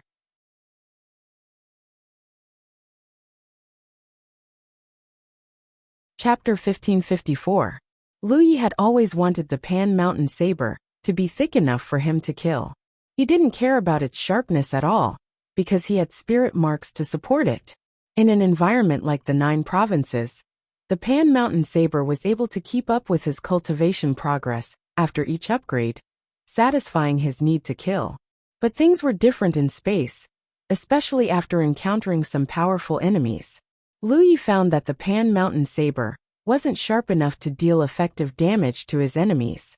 This was especially true for people with strong physiques. Even if he blessed the Pan Mountain Saber with a divine edge, it still didn't perform well. The battle with Shui Hao of the Blood Clan was the best example. It wasn't that Lu Yi had high standards, but that cultivators couldn't always face enemies in the same realm as them. In outer space, there was bound to be enemies stronger than them. With Lu Yi's current strength, the Pan Mountain Saber and the Divine Edge were more than enough to deal with enemies in the same realm. However, Lu Yi's target wasn't the constellations but Yu Yao. The Pan Mountain Saber was already at the peak of the spirit treasure level. There was no room for improvement unless it was upgraded to a Dharma treasure. However, if it was upgraded to a Dharma treasure, Lu Yi wouldn't be able to activate its power with just his spirit power. Fang's submission came at the right time. Compared to before, the new Pan Mountain Saber didn't seem to have changed at all. However, it was much sharper. Even when Lu Yi enhanced it with the Divine Edge Spirit Mark, it wasn't as sharp as the Pan Mountain Saber. Now that it was enhanced with the Divine Edge, its sharpness was even higher. It could be seen from the insectoid constellation that the insectoids weren't as strong as the Blood Clan in terms of physique. However, the insectoids were stronger than the Blood Clan in terms of physical defense. This was because every insectoid had an extremely hard shell. Even if they transformed into constellations and took human form, the shell would still cover the surface of their bodies, forming a natural defense. However, even such a hard shell couldn't withstand a single slash from the new Pan Mountain Saber. The late-stage constellation insectoid shell was especially strong. Lu Yi felt that if the Pan Mountain Saber was enhanced with the Divine Edge, he wouldn't be able to break through it even if he attacked it 5 times. Now, however, he only needed 1 slash to kill it. The new Pan Mountain Blade that Liao transformed into was a world of difference in sharpness compared to the previous one. This was Lu Yi's first battle after subduing Qi. He was very satisfied with the new Mountain Saber's performance. That day when he fought with Shui Hao, if he had this Pan Shan blade in his hand, perhaps Li Shang would not have needed to start a soul battle to kill him. Li Shang felt that Lu Yi's strength had greatly increased because of this. Under the same blade attack, Lu Yi could now cause much more damage than before. The star boat continued forward and didn't run into any more insectoids. However, both Li Shang and Lu Yi could feel that the insectoids had not given up yet. This was only the calm before the storm. Perhaps there was some unknown danger waiting for them ahead. Or perhaps Yu Yao or even Ri Zhao's insectoid experts had chased after them. 10 days later, the star boat, which was flying forward at a high speed, suddenly felt as if it had bumped into an invisible wall and was instantly met with great resistance. The star boat shook violently, as if it had sunk into a swamp. Even though it was still moving forward, its speed was clearly slowing down. Under the great inertia, Lu Yi's body was pushed forward uncontrollably. Yaya and Li Shang, who were beside him, were also pushed forward. Lu Yi reacted quickly and scooped Yaya into his arms. Li Shang was even more decisive as he pounced on Lu Yi, instantly using the soul-binding secret technique. In an instant, Lu Yi felt that his strength had been greatly improved. His 5 senses became sharper, his thoughts faster, and even the flow of his spiritual energy became faster. The speed of the star boat became even slower, and in less than 3 breaths of time, it went from a high speed to a standstill. In the next moment, attacks that blotted out the sky and covered the earth shot towards it from all directions. Lu Yi jumped out of the star boat and dodged the attacks. After he steadied himself, he finally saw the situation in front of him clearly. There were many large and small meteorites in the vicinity. There were countless meteorites like this in the starry sky. However, at this moment, the figures of many star mansions of the insectoids could be seen behind these meteorites. They had been lying in ambush here, waiting for Lu Yi to pass by, so that they could attack him. On one of the huge meteorites there was a furry spider. The spider was as big as a city. It stood on the meteorite, almost occupying the entire meteorite. However, the spider's aura wasn't very strong. At most, it was at the late stage of the star mansions. Lu Yi was slightly surprised, because although the spider looked like an insectoid, it wasn't actually an insectoid, but a star beast. It was probably a star beast tamed by the insectoids. Numerous spider webs that couldn't be seen with the naked eye could be seen crisscrossing in the area where the spider was. Lu Yi looked at his star boat again, and only then did he see clearly what was stopping his star boat. It was a huge spider web with the asteroids in the surroundings as its nodes. If one didn't look carefully, they wouldn't be able to see it. Since the star boat was sailing at a high speed, neither Lu Yi nor Li Shang noticed it. As soon as they crashed into it, they were trapped by the spider web. It had Yu Yao's aura. Lu Yi sized it up coldly, and found that it was probably an early-stage Yu Yao. At this moment, Yu Yao was also staring at Lu Yi with cold eyes. To the insectoids, there was nothing in the universe that they couldn't kill. Apart from those who were on good terms with the blood race, all other races were their enemies. Not to mention that Lu Yi had killed many insectoids along the way. He knew that Lu Yi was only at the late stage of the star mansions. The only reason he could reach this place was because of his star boat. Now that his star boat was blocked, he couldn't do anything else. At this moment, he stared at Lu Yi and waved his hand indifferently. Kill him. As for Lu Yi's background and what he wanted to do, he couldn't be bothered to ask. At his command, many insectoid star mansions immediately pounced on Lu Yi. In Lu Yi's arms, Yaya looked angry and showed signs of wanting to attack. However, before she could, Lu Yi slapped her head and said indifferently, "Calm down." An early stage Yu Yao wasn't worth exposing Yaya. Moreover, in this situation, Lu Yi wanted to test out the results of his recent cultivation. With a raise of his hand, a dozen or so imperial weapons shot out in all directions, each of them powerful. However, these imperial weapons didn't have much effect. Apart from a few that injured a few insectoid star mansions, the rest were all dodged.